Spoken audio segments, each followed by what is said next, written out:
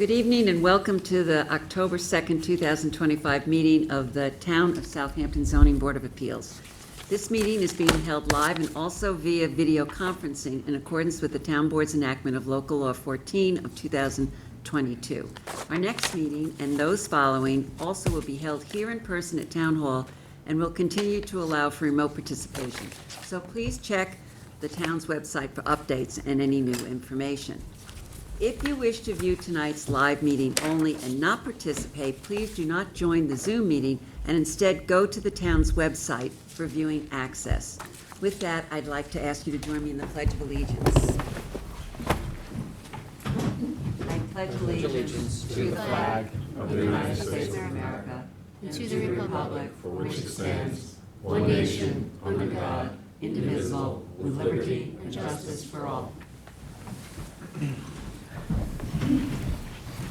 For those of you with us here tonight, in case of an emergency evacuation, please exit through the rear doors of this room to one of the staircases across the hall and continue downstairs and out the main entrance. Do not attempt to use the elevators during an emergency. In case of a medical emergency, the automated external defibrillator and first aid kit are both located in the hallway on this floor opposite the elevator, and restrooms are located across the hall. We'll begin this meeting with public hearings. We have applicants and members of the public here with us live and also standing by via Zoom webinar, which is being moderated by CTV. CTV will mute the speakers on Zoom until it's their time to give testimony before the board. Please be patient. If you find you're having difficulty accessing the hearings, visit the town clerk's meeting portal and click on the instructions link. Also, for those of you in this boardroom, please silence your cell phones and refrain from speaking to one another, as it interferes with the recording of our proceedings. Tonight, Board Member Helen Burgess is participating via Zoom. A reminder that applicants, agents, and members of the public speaking, other than attorneys, will be sworn in, will state their address for the record, and will offer their testimony as it relates to the application before the board. In order to consider properly every application before us tonight, individuals commenting on a particular application will have a time limit of 3 minutes. I want to emphasize that we welcome comments, but must adhere to a reasonable time limit in order to accommodate all interested in speaking on any application this evening. Also, before handing in any submissions to the board tonight, please make sure the documents identify the ZBA application name and tax map number. The application should also be written on your certified receipts. Unless otherwise stated, at the end of an individual application hearing, all applications will remain open for written comments for all purposes until a set date. Those written comments can be addressed to the members of the board and sent via email, mail, and/or dropped off at Town Hall to the board secretary, Candace Cowell, in the building department. At this time, I'd like a motion to approve the meetings of our September 18th, 2025 meeting. Motion to approve. Second. Mr. Leonard. Aye. Ms. Kane. Aye. Mr. Mastoni. Aye. Mr. Redden. Aye. Mr. McDonald. Aye. Ms. Burgess. Aye. Chair votes aye. John, would you take us through the agenda, please? Certainly. Number 2 on the agenda, we're going to re-advertise application of Malcolm Merrick, 385 Oak Avenue, Flanders, Suffolk County Tax Map number 900-166-1-22.5. We're going to re-advertise the hearing on this application for October 16th. No, we don't need to vote. We don't vote on that. It's a re-add. Number 8 on the agenda, the application of Aria T LLC, 292 West Montauk Highway, Hampton Bays, Suffolk County Tax Map number 900-253-1-25. I move to adjourn the hearing on this application to December 4th. Second. Mr. Leonard. Aye. Ms. Kane. Aye. Mr. Mastoni. Aye. Mr. Redden. Aye. Mr. McDonald. Aye. Ms. Burgess. Aye. Chair votes aye.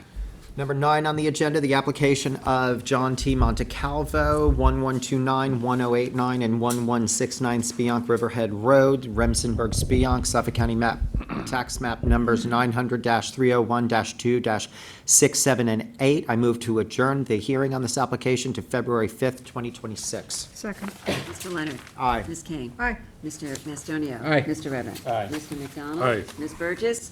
Aye. Chair votes aye. Number 10 on the agenda, the application of RJS Real Properties LLC, 93 East Montauk Highway, Hampton Bays, Suffolk County Tax Map Number 900-263-1-32.4. I move to adjourn the hearing on this application to January 15, 2026. Second. Mr. Leonard. Aye. Ms. Kane. Aye. Mr. Mastonio. Aye. Mr. Redmond. Aye. Mr. McDonald. Aye. Ms. Burgess. Aye. Chair votes aye. Number 11 on the agenda, application of Joseph Frederick Gaza and Blair Catherine Gaza, Scrub Property in Queog, Suffolk County Tax Map Number 900-359-1-22.1, 26.1, and 900-359-2-9.1 and 10.1. Where lead agency resolution is for SECRA is on for October 16th, with a hearing on this application on December 4, 2025. All right, you move to adjourn to that, for the hearing. Oh, for I'm that sorry. day. So I move to adjourn the hearing on the application to 12/4/2025. Second. Mr. Leonard. Aye. Ms. Kane. Aye. Mr. Mastonio. Aye. Mr. Redmond. Aye. Mr. McDonald. Aye. Ms. Burgess. Chair votes aye. Turning to the decision calendar, decision on the application of Matthew and Tracy Marafi, 79 Inlet Road West, Shinnecock Hills, Suffolk County Tax Map Number 900-176-1-6. I move to adjourn the decision on this application to October 16. Second. Mr. Leonard. Aye. Ms. Kane. Aye. Mr. Mastonio. Aye. Mr. Redmond. Aye. Mr. McDonald. Aye. Ms. Burgess. Aye. Chair votes aye. The decision in the application of Bart Carfarella, 17 Dock Road, Remsenburg, Suffolk County Tax Map Number 900-366-1-10. I move to adjourn the decision on this application to November 6th. Second. Mr. Leonard. Aye. Ms. Kane. Aye. Ms. Mastonio. Aye. Mr. Redmond. Aye. Mr. McDonald. Aye. Ms. Burgess. Aye. Chair votes aye. Decision in the application of Jesse and Stephanie O'Neill, 3 Wayne Court, West Hampton, Suffolk County Tax Map Number 900-357-3-61. I move to adjourn the decision on the application to October 16. Second. Mr. Leonard. Aye. Ms. Kane. Aye. Mr. Mastonio. Aye. Mr. Redmond. Aye. Mr. McDonald. Aye. Ms. Burgess. Aye. Chair votes aye. Decision in the application of Emily Brandt and Eric Petra, 24 Dock Road, Spiag, Rumsenburg, Suffolk County Tax Map Number 900-366-1-7.4. I move to adjourn the decision on this application to October 16th. Second. Mr. Leonard. Aye. Ms. Kane. Aye. Mr. Mastonio. Mr. Redmond. Aye. Mr. McDonald. Aye. Ms. Burgess. Aye. Chair votes aye. Okay, and finally, in the decision in the application of Gerard Perino, I move to reopen the application for written submissions. Second. Mr. Leonard. Aye. Ms. Kane. Aye. It was an add-on. Aye. Mr. Redmond. Aye. Mr. McDonald. Aye. Chair votes aye. And I move to close the hearing on the application of Gerard Perino for a decision later tonight. Second.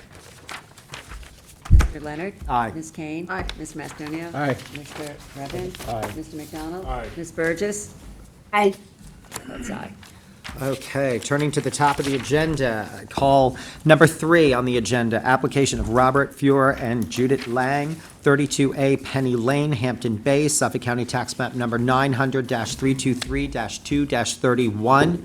Applicant requests relief from the following provisions of the Town Code for a new one-family dwelling, 330-115C continuance for total side yards from the existing 65.3 feet to 38.2 feet, and a rear yard setback from the existing 39.3 feet to 28.4 feet, and Section 330-76D, placement of accessory building structures and uses in all districts, and Section 330-83C yards for an elevated deck on the north side that is in a required side yard and rear deck in the required rear yard. In addition, applicant requests relief from Town Code Section 330-34, Business Districts Table of Dimensional Regulations, for an accessory rear yard setback from 50 feet to 16.7 feet for a proposed shed on a non-conforming lot, and any other relief necessary. Board has jurisdiction. Thank you.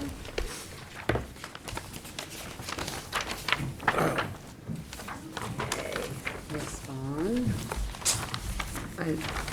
You're being joined at the table? Okay. Are you an attorney? No, I'm not. Let me swear both of you in. Do you swear to tell the truth, the whole truth, and nothing but the truth? Okay, please state your name and address. Daphne Vaughn, Surfside Environmental Planning for Happy Acres Drive, Shirley. Stuart Narofsky Architecture, 37-18 Northern Boulevard, Long Island City, New York. Stuart Narof. In AR?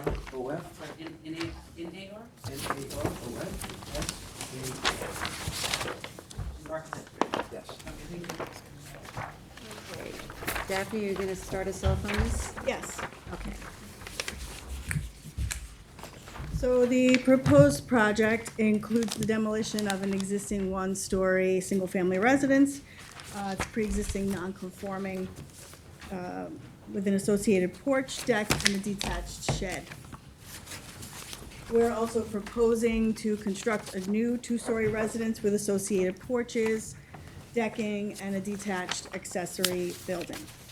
So this property is located in RWB Resort Waterfront Business Zoning District and contains a bulkhead and fronts on Penny Pond. The lot is non-conforming at 15,697 square feet, where 40,000 square feet is required. The property takes access from Penny Lane through a right-of-way through the property to the east of this lot. And the lot is also located within a FEMA AE elevation 8 flood zone. So the property benefits from a pre-existing certificate of occupancy that was issued in June of 2001 for residence and decking that were both constructed prior to October 14th, 1957, as well as 2 ZBA variances.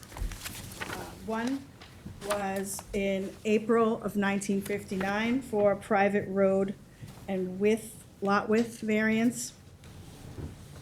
The second one was much more recent, from March 17th, 2022. The decision number on that is D022029. That was provided with our application packet. I worked on that project back in 2022 with Ms. Lang and Mr. Foyer. So that project was for a similar scope of work. You'll see I handed you a chart that compares what we're asking for now versus what was asked for that variance, and I'll go through that later. So the owners purchased this property back in December of 2017. This is a commercially zoned lot that is further constrained, as I noted earlier, by the bulkheaded wetland on Penny Pond. The proposed new residence and accessory structures have received letters of non-jurisdiction from both the Town Conservation Department and the New York State DEC.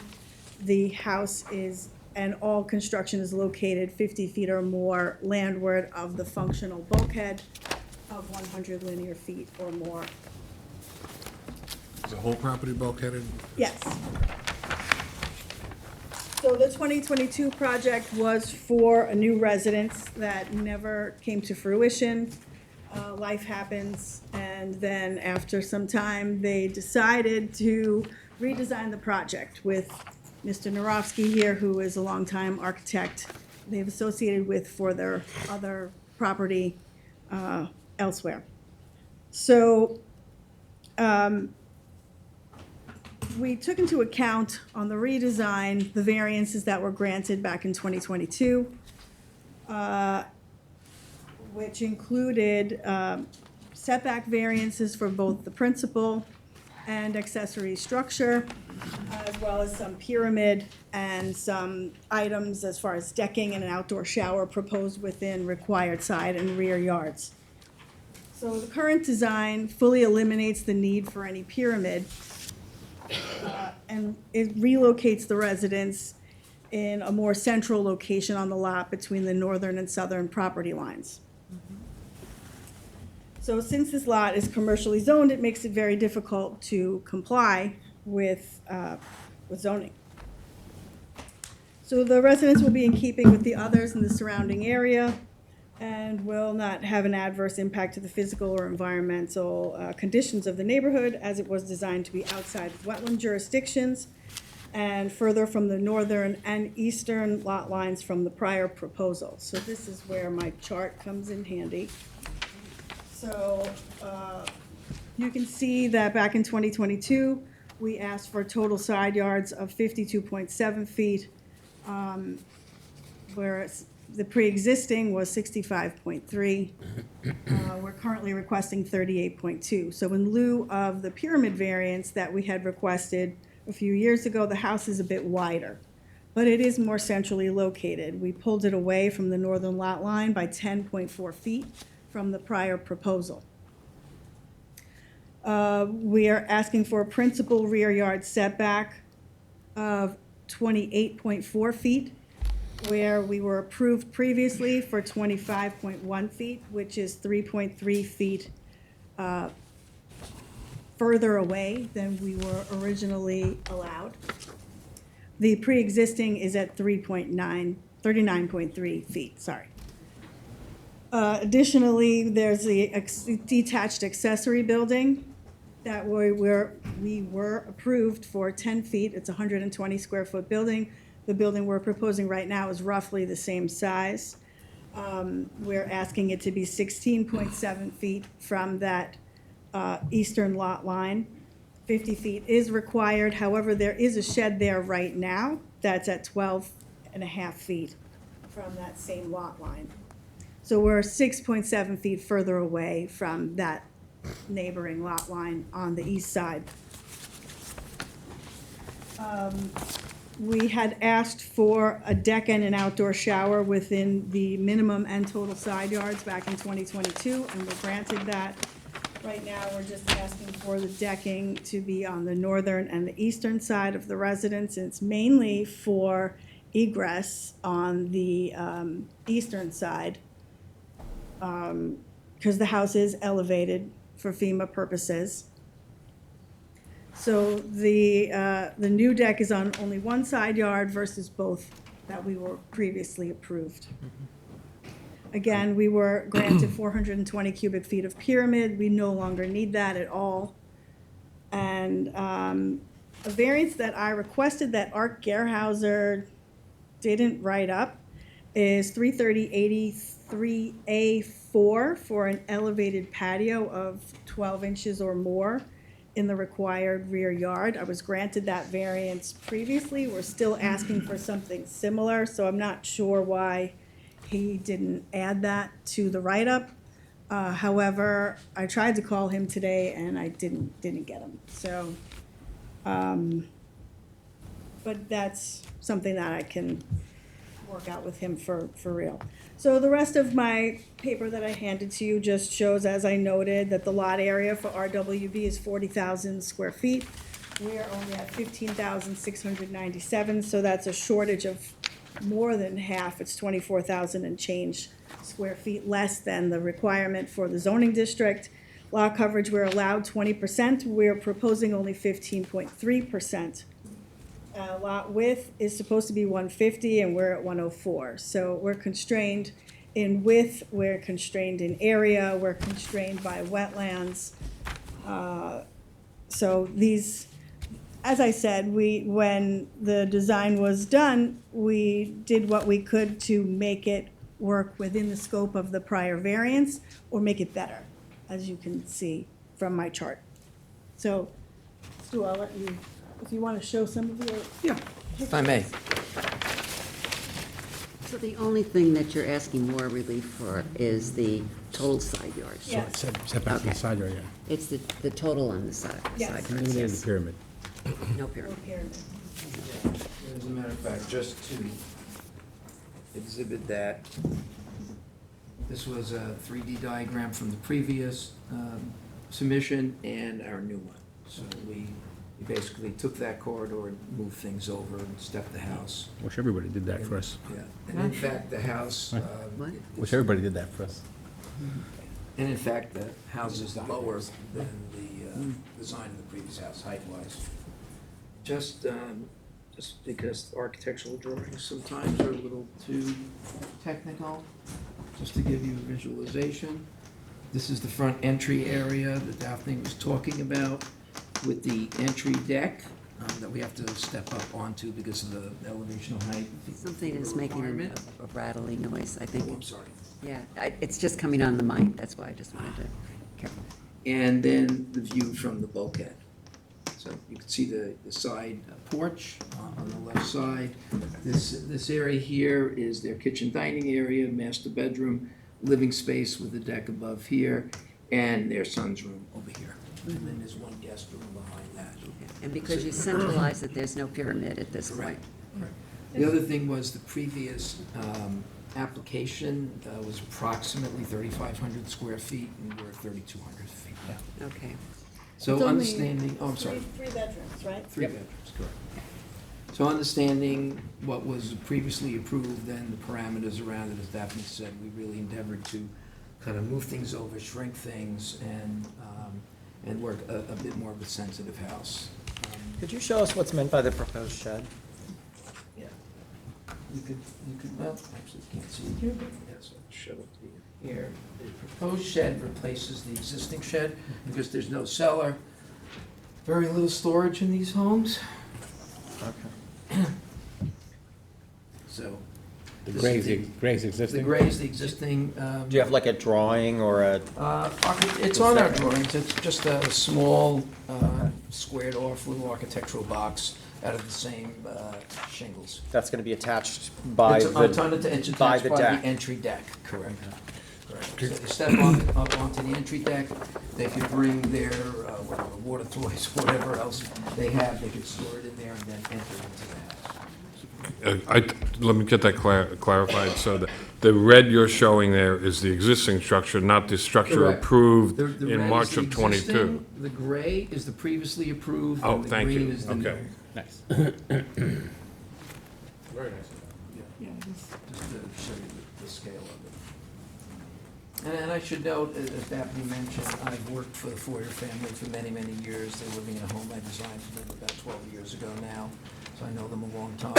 So part of this design is also the kind of aesthetic that they like. It's a bit more contemporary, but working with the shingles that we like to use out here that seem appropriate in the area. Could I see that, your last panel? Sure. Again, on this side, it was hard to see at this distance. And whatever you gave us isn't as clear as that. Thank you. Yeah, happy to submit this in a smaller format that we can submit to you. Be helpful. It Helen, would. this was your application. Do you have any specific questions about this?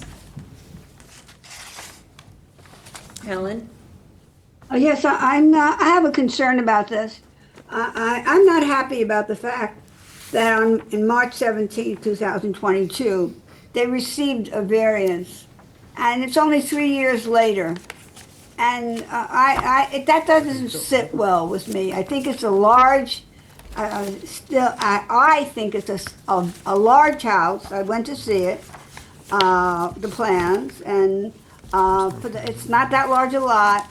I don't think it fits in, and I'm still concerned about the fact that it's such a recently given variance, that they're coming back for another variance. So I have concerns about that. I am not happy with this application. I don't know how the other members of the board feel about this application. So Helen, if I may, the variance was granted for a totally different house, so we redesigned the house and made it better than the original. That doesn't matter to me, Daphne. I know that. That you're not giving me any new information. Well, It's I have to say that, I welcome the fact that you have made some, some changes to the original design. I mean, people change their mind. They decide to have a different kind of a house. And it's one thing to come back after having had a variance and ask for way more. It's another thing to come back with, scaling back in some meaningful ways. So I'm So- not of the same opinion, so. May I hop in? Yes, go ahead, So, sure. I share some of Helen's concerns about, and I appreciate this was a little hard, reading cold to sort of see the evolution of your thinking, which I appreciated. And I have, if the wings on the project were not as pronounced, I would probably feel better.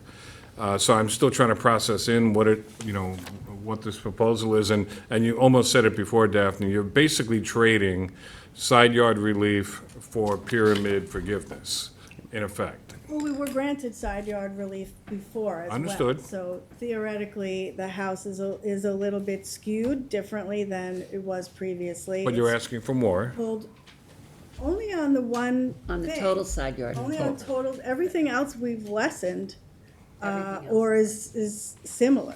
Well, then maybe it's an optical illusion in the way it presents on the map, but that's what I'm reacting to, so, but I'm processing, so.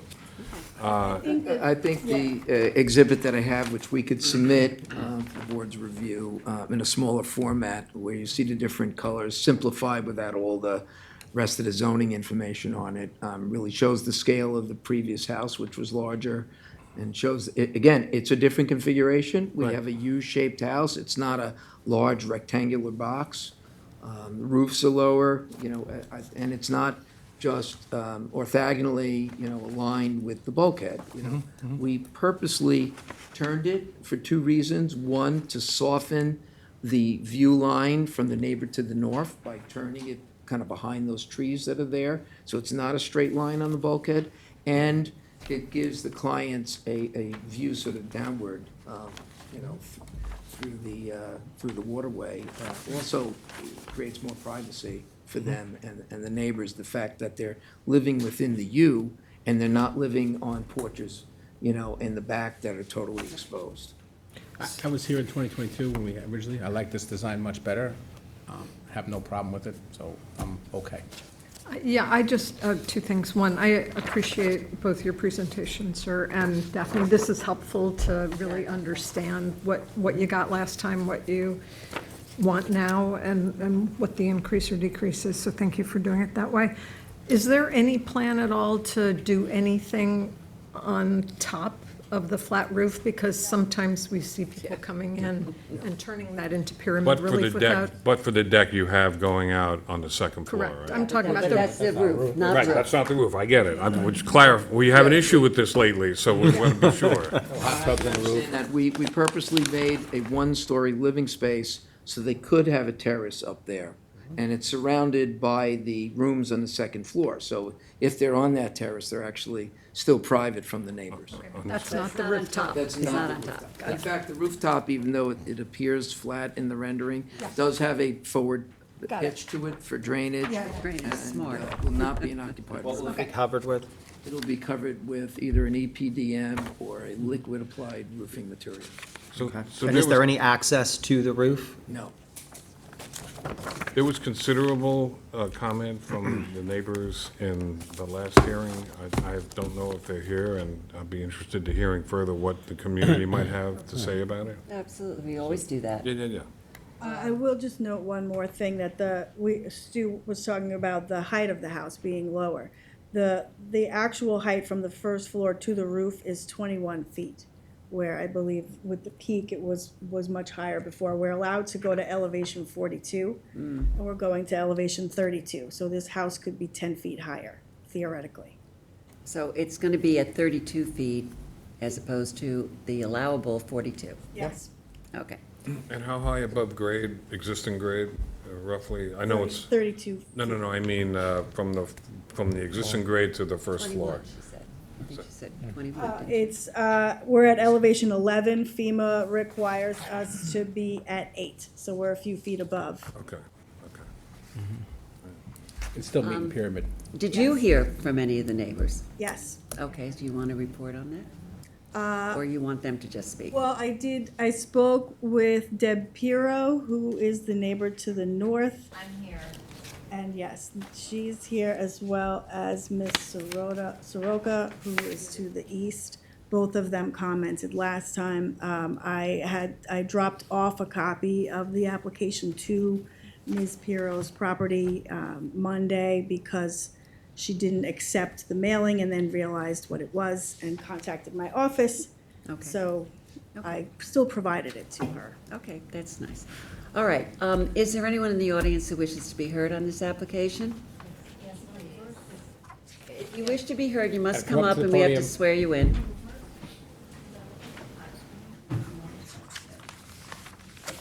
And Ms. Lang is also here, the owner. She's welcome to come up as well. All right, just give me a second. Hi, are you an attorney? No, I'm not. Let me swear you in.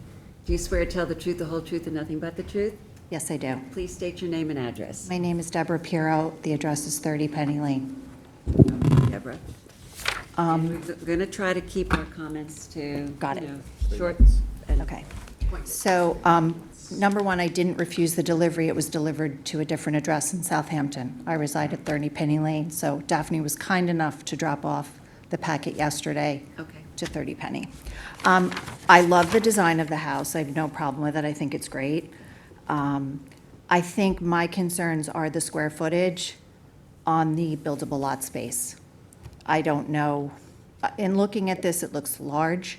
I can't tell how many square foot the dwelling is. I heard a comment, maybe 3,200. 3,200. Okay, so 3,200 on a 15,000 square foot lot. You know, I like that it's moved off the property line to the south a bit. That's great. However, it's moved all the way up to the flood line. So it's moved much closer to the water To the water, okay. than the original was. So I know I sound like a spoiled brat. It does obstruct my view. What, you know, I don't know if I have a leg to stand on. Again, it is an improvement to the neighborhood in a sense, but it's also, in my opinion, an overbuilt lot at this point. I mean, more than a third of this lot is wetlands. And now we have a house right up to the wetlands with all sorts of hardscape around it. That's my opinion. And yes, it may only be X number of feet high, but it's also coming off the existing grade by 11 feet. So it is significantly higher than what's there now. So maybe there's a happy medium. Thank you. Okay, thank you very much, Deborah. Is there anybody else who wishes to be heard? Hi, my mom owns the house at We got the other 32. mic. Are you an attorney? No, Let me swear you in. Do you swear to tell the truth, the whole truth, and nothing but the truth? yes. Please state your name and address. Ursula Soroka, 32 Penny Lane, Hampton Bays. Ursula, just spell your last name for me. I know we met, but spell your last name for me. Soroka. Soroka. And it's URSA. URSULA. ULA. Okay. I can't remember. Thank you. So we second everything that our neighbor said. We just have an issue with the setback in the back. In their backside, it's proposed to be at 29 feet, around 29 feet. Before that, it was even more, but we have a functional backyard, and we just feel like it's a little close to our property line. The formal setback is at 50. They're at 39. We'd be more comfortable at around 35 feet setback, given the much larger size of the house. And that's pretty much our concern there. It looks like it's at 28.4, is that correct? The setback, the rear setback? The Yes. proposed, yeah. The proposed, the existing is around 40. Right. Is there any, you're talking about some vegetation back there, like arborvitae I see on here, on the.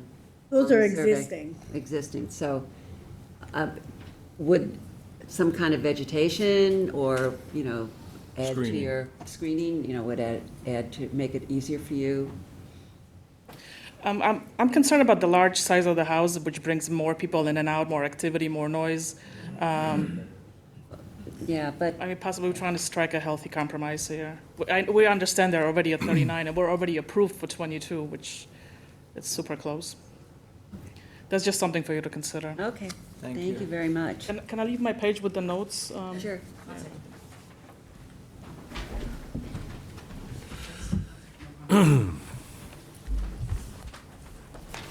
Is there anybody else in the audience? Is there anyone on Zoom who wishes to be heard on this matter? No one. Ursula. Is there anybody on Zoom who wishes to be heard? Nobody. Okay. Chairman, may I Yes, you offer may. another exhibit? Yes, you may. Just to address, and I can move this around, just to address the sight line, like I said, we understood some of the concerns from the neighbor to the north. Yeah. So this is their house here. You could see the existing trees that exist here. It's pretty dense. And you could see, I mean, it's, you can see, we Yeah. tried to tilt the house away. That they have a better sight line. So that they have a better sight line. And again, so just Not that trying that's to a be as consideration for us sensitive as anyway. possible relative to the sight line, but they are pretty far away. And if you visit the site, you can see this pretty dense foliage in here as it is. Certainly, if it'll help the case, we're willing to infill any additional planting in the rear yard or the side to help the case.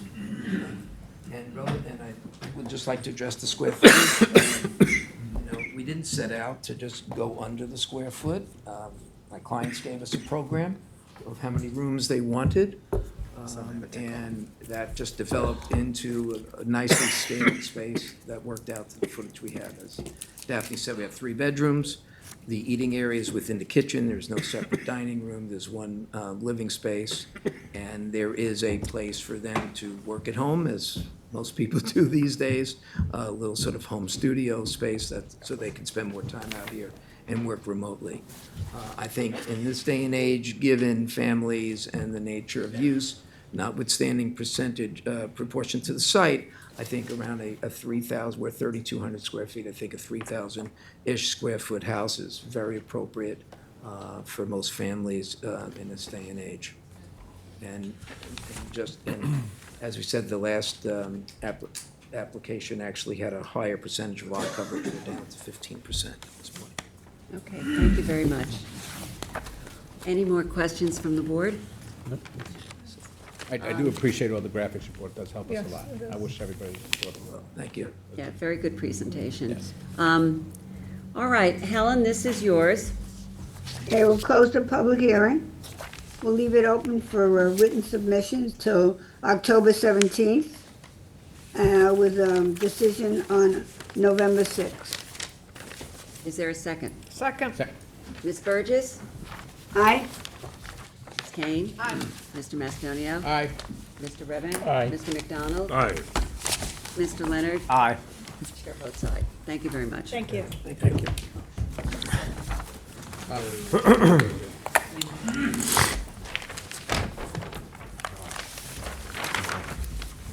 Thank you, you're a lifesaver.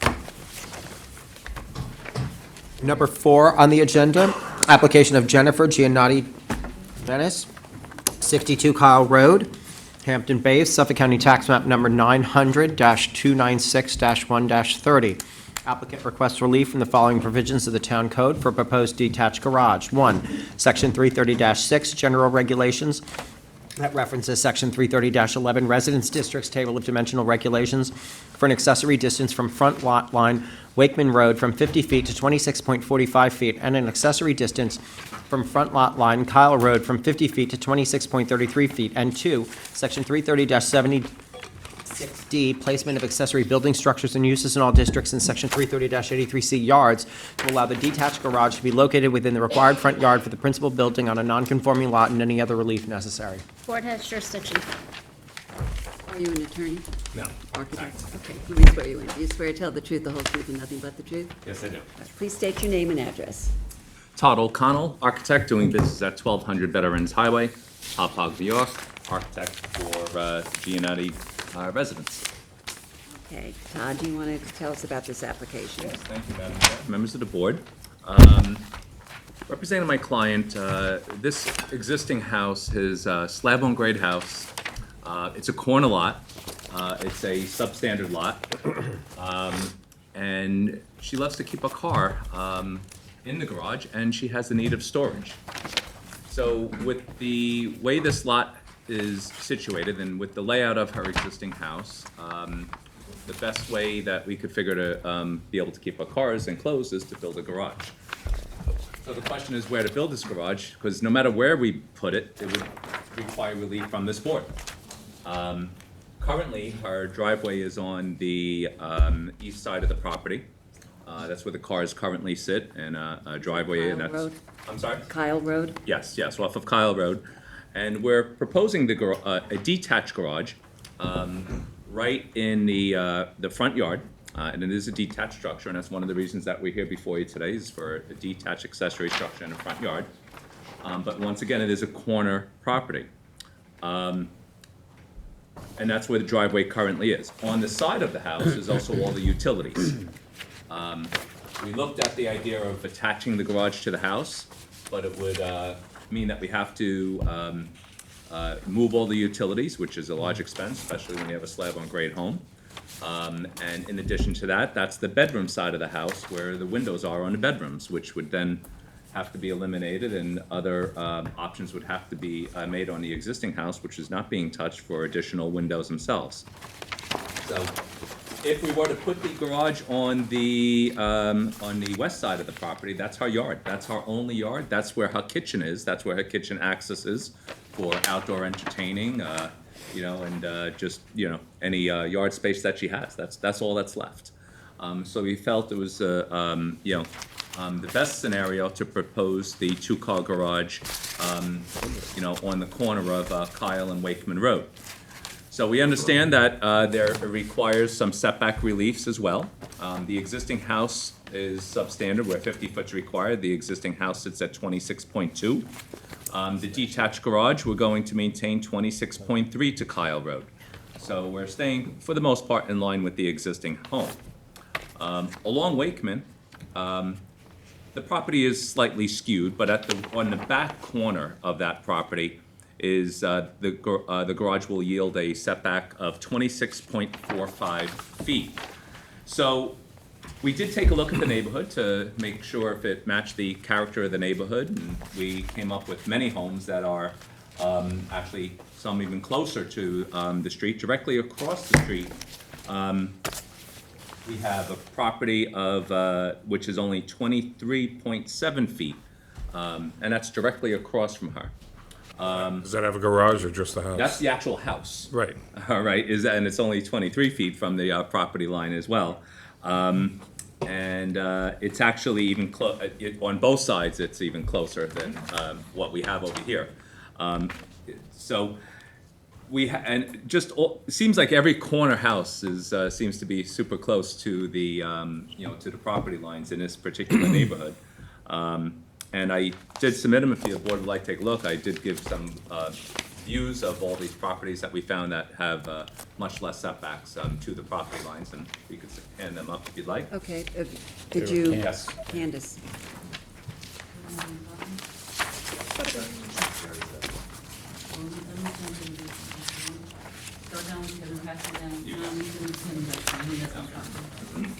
Thank you. You didn't do anything. So, in addition,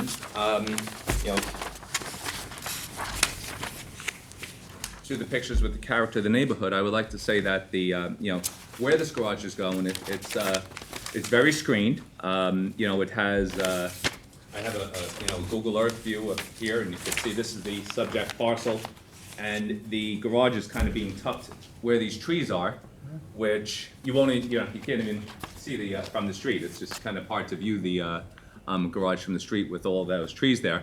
And we're putting it where the driveway is now. So there's nothing where the driveway is now. There's no landscaping there.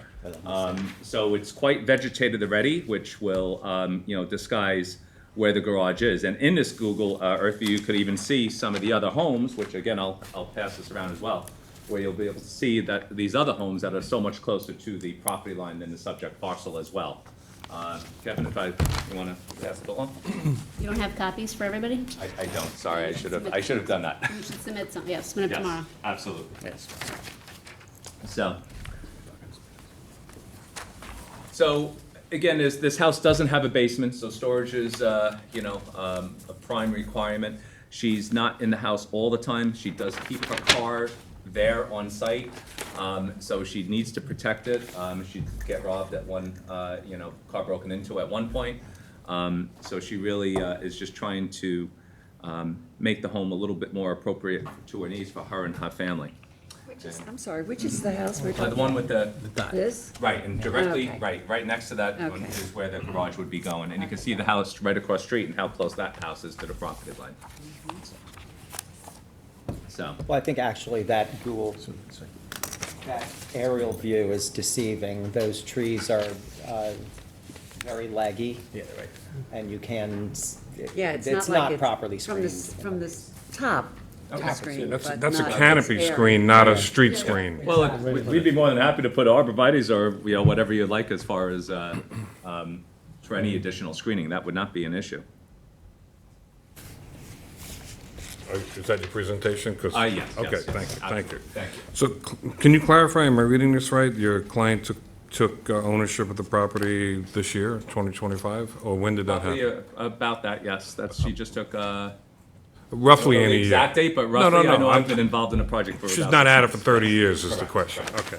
So I live around the corner, and I know the area well. I rode, you know, my kids walk there. We rode bikes together, walked the dog, did the whole thing.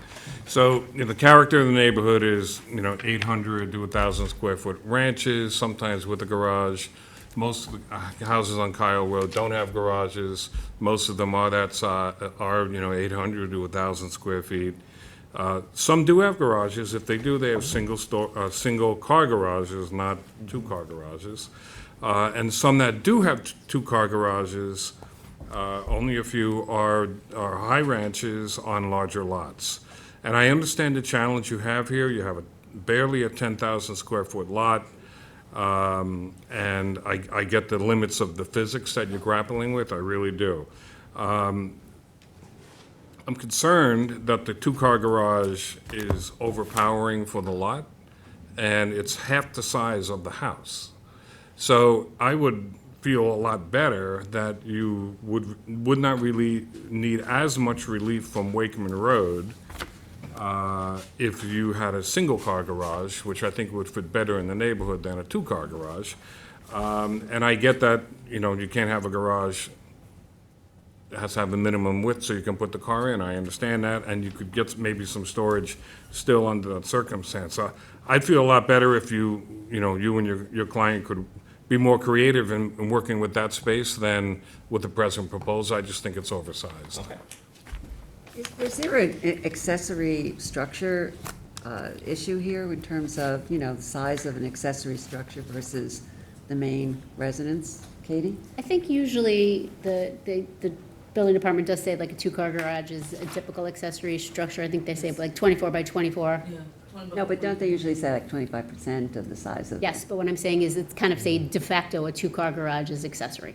Doesn't matter how small your house is. Okay. I mean, it's separate from what So it's Kevin's not- saying. it's not, it wouldn't be an additional variance Correct. requirement. Correct. Well, let me also say, I mean, there's opportunities for more creativity here, which are, you could put a one-car garage on one side and a shed on the other, and the other side of the yard without them impinging on your kitchen window and things like that. So I just think you need to be a little bit more creative that way.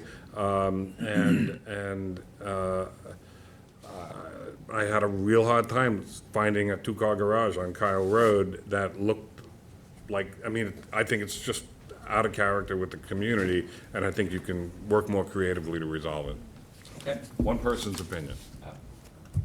Well taken. I would agree with you, and I also think that placing it where it is being placed is out of character. I think it's all being jammed on one side. The other side of the lot has a lot more area. And we all understand why, right? I mean, that's your yard, you're trying to it's- protect, but you bought a 10,000 square foot lot. Exactly, Any way of exactly. attaching the garage to the house, or you can't? We'd have to, you know, again, that's the side that where all the, if I attach it on the right side, there's no way to get out from the kitchen or any entertaining. If you attach it on the left side, that's where all the utilities are, and that's where the windows are for the bedrooms, you know, so it's, If you moved it a little tighter to the building where the utilities are, not so tight that you gotta hop over the air But you have to conditioner. have a minimum of 5 feet, isn't that correct? Okay, Something like that, but this- whatever it is. He strikes me as a creative enough person. So, you know, move it over a little bit, reduce the size of it, and if you need still storage, 7-0, yeah. make a nice dollhouse on the other you know, side. you know, I would definitely address this with my client, but I definitely feel if we went with, you know, maybe a slightly oversized one car, maybe 15 feet, you know, and it's a normal. Yeah, garage and a half. Additional 1.5. What's that? 1.5 car garage. Barely 1.5, but yeah. Here might be something you could bear, you know, your aerial photo showed this nicely. If whatever you were putting there did not go past the front of the house, right around the corner, so that would be the house on Wakeman. Right. I think that would visually and sort of structurally, to anybody walking by, riding a bike, jogging, walking a baby in a stroller, would not go, who gave that thing an approval? Right. Well, I think you've gotten some interesting suggestions. I mean, other houses like this down Kyle Road have carports. There's a But very I think small she had house further an down the- issue with security, Yeah. which she seemed to indicate there was an And issue with storage. security and storage, yeah. There's a slab on great houses, no Well, what's the basement. issue with security? I live in that neighborhood. What's the issue with She security? had I'd love to hear. somebody stole into her car. What? Somebody broke into her car. She just mentioned, Somebody broke into her car. yeah. All right, so she's a little nervous about She's only that. owned the house for a year and someone broke into, that's unfortunate. And you do need building permits and the same things for carports as Yeah, well. it would be the same variance. Right, but what I'm saying is it would be more in keeping with the character of the community where we already have very small, 800, 700-foot houses with a carport. That is more in keeping with the community than putting in even a one-car garage on that Do size those other lot. homes have basements? You I don't know. don't think so, but I doubt it. You don't know. All right, but, all right, so your main goal is storage and security. Storage and a place to put the car. Yeah, right. I think there've been some interesting suggestions that you might want to consider and come back. Is there anything else from the board? Is there anybody in the audience who wishes to be heard on this matter? Okay, Kevin, this is yours. Okay, well, Pardon me? do you Oh, want I'm to? so sorry. oh, Is there sorry. anybody on Zoom who wishes to be heard on this matter of 62 Kyle Road? Do you need some time to take this back to your client? Well, I mean, I would, All right, I don't hear anybody, so, okay. okay. Okay, go ahead, Kevin. I mean, Ask your You know, I question. definitely think we can work with, keeping it into a 1.5 car garage and not passing the neighbor on, behind with the same or more setback than what that current neighbor has. I Okay. have no objection to that. So, need new what I'm plans. getting at is, you would need to Provide us with- resubmit something, A week? No. and then we would need to review it and be sure we were okay with it. So, what do we want to do? Do we want to ask for a submission? 1016 or 1120? Turn it. And, okay. We'll hold it open. 10:16, or, I don't know, I think that both, 1016, I think is too 11, close. probably 11:20. I would say 11:20. 12:04, because didn't she, Yeah, 12:04. you talked about not available 11:06 and probably not available 11:20. Okay, so 12/4. 12:04? 12/4. And then just All right, so, speak to Candace and- when she'll need everything by. Absolutely, yeah, I'll hand everything in to Candace, absolutely. and the way we think we want to do it is, do we want to get the submission, confer with it? Or do we just want to take the submission and vote it No, up or hold it down? open. Hold on. Hold it open, You need to okay. hold it I open. just wanted to be sure I You have understand to where see people. what he We want to see all the new plans and see how it lays out. Your logic is irrefutable, I agree. So, all right, so let's hold it open, let's hold the hearing open. I move to hold this hearing open to 12/4 for submission and possible Second. consideration if needed. Are there water issues there? Okay, Is that why? Mr. Is there McDonald, water issues, like Aye. Sure why, it's just, basement in the garage? Mr. Leonard, very Ms. expensive. Kane. Aye. Mr. Macedonia. Aye. Mr. Redban. Aye. Ms. Burgess. Aye. Chair votes aye. Thank you very very much, much. Todd. Your comments, I Thank you. appreciate you working with me. Todd, was it just this one document, or was it two of these that you had? I didn't know if there was. There's two of them Who's that got were 'em? running around, so. I only got one. Someone's got- Yeah, someone has one with another application. I passed them, so I don't know where they I ended have up. a two-sheeted, Yeah, that's it. That's it. That's what I You have. stole it. Yeah, I have there's- two but there were sheets. There weren't two copies, they There were, were two. they were separate. Different. Two different ones. Yeah, they were two different, so. wait a second, what do you? The chair is up to mischief, my Yes, goodness. she is. Yeah, the two separate ones.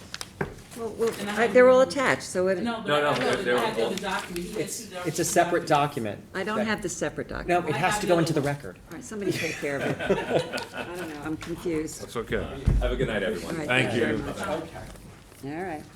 Okay, number 5 on the agenda, 13 RC LLC, 13 Ranch Court, Sagaponic, Suffolk County Tax Map number 900-56-1-19.13. Applicant requests a determination that the subject parcel, Suffolk County Tax Map number 900-056.00, -01.00-019-.013 is held in single and separate ownership from all adjacent parcels and thus entitled to relief pursuant to 330-115D. The board has jurisdiction. Are you an attorney? Yes, I am. Could you please state your name and address? My name is Alice Cooley of Matthews Curse Cooley and Truro. We have offices at 241 Panago Road in East Hampton. Okay, thank you, Alice. Okay, so tell us about this application. Okay, so at the outset, before I go into the details on the application, I do want to note that this application was debated amongst two building inspectors as to whether the applicant even needs this relief because of the board's previous decision on 15 Deer Ridge Trail in the matter of Donald McPherson that decided in 1999. These properties were created pursuant to a cluster subdivision map filed on January 31st, 1989. Pursuant to that map, though the lots were in a CR 80 zone at the time, they are subject to the dimensional regulations of the CR 40 zone. As such, the properties are conforming. This board held in McPherson that the intent of an official action to implement cluster zoning, cluster subdivision map, approved by the planning board and appropriately filed with the Suffolk County Clerk's Office overrides any subsequent upzonings. The zoning district imposed in the filed map for a cluster subdivision runs with the land to maintain the integrity of the planned subdivision. Here, there has been no further upzoning. It's still CR 80 as it was at the time of the subdivision. So the lots remain conforming, and the town still enjoys the benefit of the open space of the cluster subdivision, and the property owner should be able to enjoy the benefit of the reduced lot size afforded thereby. This property is 40,107 square feet in size. It's owned by and is, it is vacant except for a pool, which serves the adjoining property at 11 Ranch Court, which is permitted pursuant to the code 33076C. Just to clarify that, it means you can't put a pool on a separate piece of property without a main residence, is that correct? That is correct. Okay, There is a just wanted- residence on the adjoining property. Yes, but that one doesn't have a residence, so just want to clarify that for the board. That's Okay. exactly right. This property is comparable in size to the surrounding parcels, both those created by the ranch subdivision along Ranch Court, as well as the nearby lots on Sag Road, as depicted on the current aerial from GIS, which has been provided to the board. Therefore, a single and separate determination is consistent with the character of the neighborhood and would have no adverse impact thereon. It does not material enhance the value or the utility of any other parcel, and on the ground, it would be viewed as a separate parcel. Importantly, the subject property conforms to lot width requirements and has a means of access directly onto Ranch Court. A single and separate determination would not create any out-of-scale properties and would in fact be consistent with the other lots in the area and serves to reestablish the lot size. And to quote Member McDonald, no one would say who approved that. It looks just like all the other lots. Oh, God. It is substantially cleared because they were once part of a large tract of farmland which was subdivided as the John Zygmunt and Edmund Dombowski subdivision, which subdivided the surrounding lots, and then the ranch subdivision subdivided the subject ones. It's taxed separately, provided copies of the tax bills to the board. I do want to mention I was contacted by the owner of 15 Ranch Court, Jacques Geraldine. He said he had no objection. And I have more information about the permit history of the properties, if that's of interest to you, but I don't want to waste your time if you are not interested in that. Okay, John, this is yours. Do you have any questions? No, because I honestly don't know what other questions to ask. Can I ask a question about access? You said that it has access on Ranch Court. What's the access for Lot 2? Lot 2 has its own drive. What you're talking about?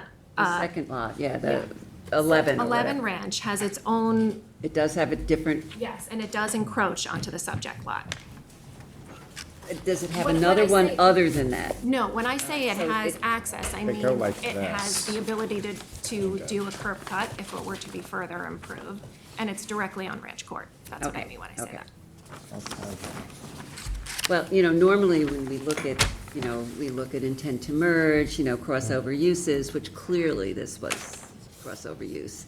But as I understand it from our planning advisor, that when you create a cluster map, that there is no that it Yeah, I mean, I think the follows. ZBA spelled it out nicely. The Yes. previous, that could be more articulate. Yes. Yeah, I mean, they don't merge. They're just because we've set a zoning consistent with the lot size forever. So what exactly are you here for then? Well, I don't know what happened, you know, I I leave want it that. official. I think that's fair. Okay. I think that's fair. I mean, let's make it official. And, we've been advised by Okay. planning that Wanna be clearly is sure the case we're with all spending cluster, our time wisely. cluster lots, and, anything else that you have? No, because it's Yeah, it basically looks pretty legal. clear. Pretty So you clear. just want, Yeah, and just so the board knows, when we put in the provisions for those accessory structures on adjoining lots, there are provisions. So if they sell the lot, the pool has to come out. Right, no. Or they gotta put a house there. So there were things built in there to They're address. also only available to conforming lots. Yeah, yeah, yeah. Oh, that's true. lot I conforms. was actually instrumental in the adoption of that law. No, there you go. You don't want to say too much about that. Okay. Is there anyone in the audience who wishes to be heard on this matter? Is there anybody on Zoom who wishes to be heard on this matter? No one. Okay, this is John's. Go John, ahead, yep. John. So we're gonna close this hearing for written submissions for 12, No, 10. 10/17 with a decision on? on 11/6. Second. Mr. Redhand. Yes, aye. Mr. Leonard. Ms. Kane. Aye. Mr. Macedonio. Aye. Mr. McDonald. Aye. Ms. Burgess. Chair votes aye. Thank you, Alice. Thank you so Thank much. you. Thank you. Number 6 on the agenda, the application of Joseph and Janine Federico, 11 Collingswood Drive, Sag Harbor, Suffolk County Tax Map Number 900-26-4-2. Applicant requests relief from the following provisions of the Town Code for a proposed accessory apartment. 1, Section 330-11.2F, special standards for lot area from 20,000 square feet to 18,172 square feet, and Section 330-11.2G1, minimum and maximum sizes to allow the accessory apartment to be 360 square feet, where 400 square feet is required, and any other relief necessary for consent. Board has jurisdiction. No, you just You sit can down. sit down and get your sworn in. It's not that formal. Do you swear to tell the truth, the whole truth, and nothing but the truth? Please state your name and address. Janine Federico, 11 Collingswood Drive, Sag Harbor, New York. Okay, Janine, do you want to tell us about this application? I don't know where to start. You've probably all read in my packet my sad tale of woe. I constructed an apartment. I followed all the channels, the building permit, the inspection, I got all my COCs. I did not get the certificate of occupancy because at that point I was told that my lot, number 1, was too small for an apartment, which I wish I had known that when I did my building permit initially. And number 2, I know I'm overcleared. So it was an issue of revegetation, which at that point, I had no more money left. So I did not follow through on going for the CO. So I am here asking for the variance for the constructed apartment. My son is a teacher in Montauk, and his rent was going to double from $1,500 to $3,000 a month, so we had a bit of a crisis. And we did the apartment, so I need a variance. I'm asking for the variance for the approval on the already constructed apartment. And I am also in the works with the land, with Prena in land to do the revegetation. We have the The planning department. planning department. Okay. Yes. So we're doing the plantings on the survey. I'm on the schedule for the 23rd for that, I believe. Did you So give us, basically, I'm did you give us a asking- landscape plan? You did not? No. Okay, no, I'm just curious as to whether, we get some landscape plan to show that you're gonna revegetate. Oh, I am. Well, yeah, I they're no, before I us left- now, so Okay. I left them home. That's another whole It goes packet. before the planning board. So I've that, been there yeah, once, I'm on my, I have a question about that. Do we need to, we don't need to approve the vegetation plan. That's not part of the relief that's being requested. But it was obviously a concern of the building Yes. department, so that's why you're in front of the planning. they all, Planning, it all comes down to the development right that was assigned to me, which I didn't even know was assigned to me when I applied for my original building I see you permit. submitted that, too. Oh, yeah. So, anyway, yes, I'm in the process, working with Prena, we're mapping everything out. I go to that meeting on the 23rd of October with our final planting plans. So, Okay. I'm doing what I have to do. Okay, that sounds good. Julie, this is yours. Yeah, I mean, It's a little tricky. The relief is being requested for work that's already been done. I'm certainly not of a mind that I would like to see the apartment demolished to get you to a place where no relief is required. It sounds like you have a pretty sound argument for the relief. So I don't have a lot to ask about here unless I'm missing something, and I may be. Sometimes we do ask for what would be the costs of demolishing an as-built. I mean, if you've got It what cost the, me $85,000 to Okay. construct that apartment. okay, so you And have, it's not- documentation for that. It's not that Yeah. I did it behind closed doors. No, I I applied know. for the building permit. If they had told me at that point Granted, right? it was granted, all the work was inspected, I have all my COCs.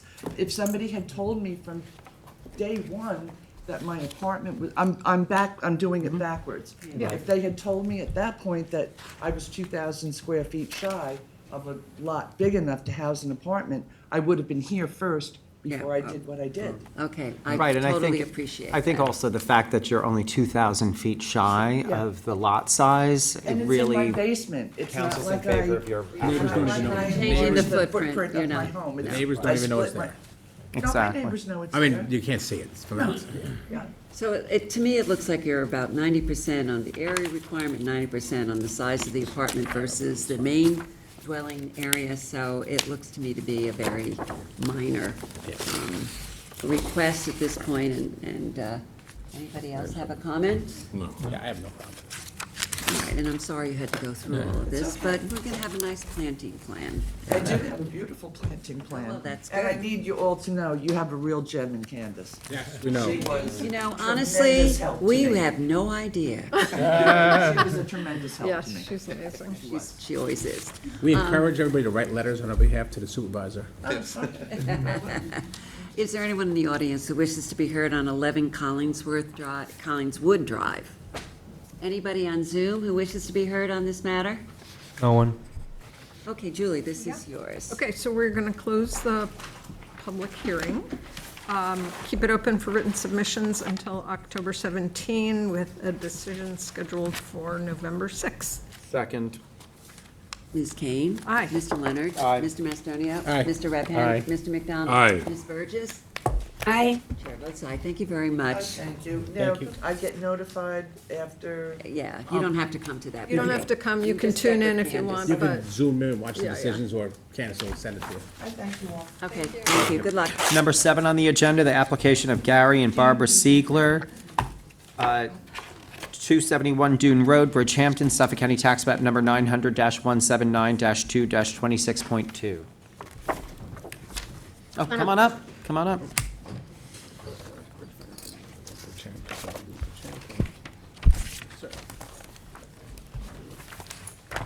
Have I sworn you in before? You haven't heard it yet. John, We didn't hear this yet? Nope. Oh, you okay. used to take No. jurisdiction, and that was it. All right. No, it was adjourned. Oh, okay. Yeah, but we never heard it. Yes. No, it was new. Oh, so I need to read the whole thing? We've never heard this. Yeah, yeah, yeah. We opened it and My adjourned. Right. my confusion. Oh, okay. Okay, are you an attorney? Like, what the hell is going on? Let me swear you in. Do you swear to tell the truth, the whole truth, and nothing but the truth? I do. Please state your name and address. Gary Siegler, 271 Dune Road, Bridgehampton. Okay, Gary, tell us about this application. First of all, I could just say my background is that I've lived in Bridgehampton for 34 years on the same street, 27 years in the current residence that we're here to discuss now, so I've been there for a very long time. When the house was first built, the deck that we're discussing, there was a deck up there. So I have had the good fortune for the last 27 years to enjoy our home with my wife, who's been there the full time as well. And if you look on the survey, you'll see it's built kind of in the front corner of the property. And this deck that we're discussing, which is, I'd say it's a little bit longer than this table, or it's about 35 feet long by about 12 feet wide. So is in the far corner. The property itself is, over 2.5 acres, so it's a big property. So it's quite a distance, from the house to the platform. And that has been there, as I say, the entire time. It has never been discussed in any manner in all that 25 years. I have a wonderful relationship with the neighbors, really the whole street, because I was on the street previously before this house, and have never had a problem with any neighbor. I don't think it's visible from the beach. I know it's not visible from the street. It's it's just flat to the ground. And because I am built at a time when the convention was to build smaller and a little further away from the beach, this is where my wife and I go to enjoy seeing the sea. So we don't see the sea from our kitchen or our living room or those places. So we walk up there. Our convention is to go up there and have a cup of coffee there, or to, occasionally, lie in the sun up there. And as I say, it's never been a problem for anyone. And I was, quite surprised that it suddenly, 25 years later, became an issue. And it has been a great joy and convenience. And now, unfortunately, at the end in December of last year, I had to have open heart surgery, so I had 2 faulty valves which had to be repaired. And now it's actually more than just a convenience, because it's quite a long hill to get up to there, and there's quite a long hill to get down to the beach. So it often serves for me as a nice spot to stop and rest for a few minutes, on my way up or down to the beach. So in the context, I'd say, of the street, the convention now seems to be to build very, very large homes and to build them very close to the coastal erosion hazard line. So ironically, we have been very satisfied to have just this little exposure to the beach. And so I'm asking, not on any technical basis, but just as neighbors and, and community members, that if I could keep this there, because even though it's very small in stature, it represents an important thing for my wife and I. Kevin, this is yours. Do you want to start us off? So, I visited the site, and I heard everything you said, and I certainly understand it. And, the conflict here is that there's a policy in the town and across most communities in coastal areas that structures on dunes prevent beach grass from growing, which stabilizes the dune. And when I went to the site back in April, the dune where the platform was at least 3 feet below the height of the dune around other areas that did not have a structure. And that's exactly the evidence for why the town code does not allow structures in the dune. As it relates to, how you want to get there, the town does grant elevated catwalks to walk over dunes, and you're not on the dune itself, you're above it. But there's just no permission for docks and, platforms and decks and things like that in dunes. And we can't grant a variance, at least I can't, grant a variance for that in an instance here, which would only induce other people to come and ask for the same type of relief. And, I know you don't want to hear this, but consider the possibility, it was there for a while, you got the enjoyment of it. I don't know what the trigger was where where it got caught, and it doesn't conform to any legitimate reason to issue a variance for the circumstance. So, I'm sorry I can't support this. And I hope you don't have to understand it or even like it, but that's my thinking on it, and maybe that of other board members as well. Well, the only other thing that I would add is that as you walk from, which I have done, from Sagaponic all the way to Southampton, there are many other platforms. This is far not the only one. I'm sure I'm probably the longest standing resident to have a little platform there, so it's ironic that I should be the one that loses it. There are homes on our street that are literally 6 or 7 times the size of our home, and we have this, my wife and I have this one little patch to enjoy the beach, and I understand what you're saying, and I am appealing to you not on a technical basis, and I also understand what you're saying, that you don't want to say, hey, this guy can have it, but there's already many examples of platforms that are there. So to single out someone who has been there the longest and say, hey, you're the one who's going to suffer for no particular reason. There's no neighbor complaining, it's not visible. If you visited, then you know that the platform is not visible from the beach, it's not visible from the street, it's not visible from anywhere. Well, that's not the issue, sir, with all due respect. I mean, I understand, you know, what your main point is, but, and there may be large houses, but that's not the nature of this application. This is an application to put a structure in the form of a platform on a dune. And it's just, there's a reason it's not allowed, and the justification for a variance I can't get to. Understood, I respect that. But I would say at the same time that there are many others. It's not by itself. And the irony of it is that the long-term result of this thinking is that at some point, someone will do what they've done with every other house, is they'll knock down the beautiful shingle style, you know, a house that was designed at a time when aesthetic and modesty was important.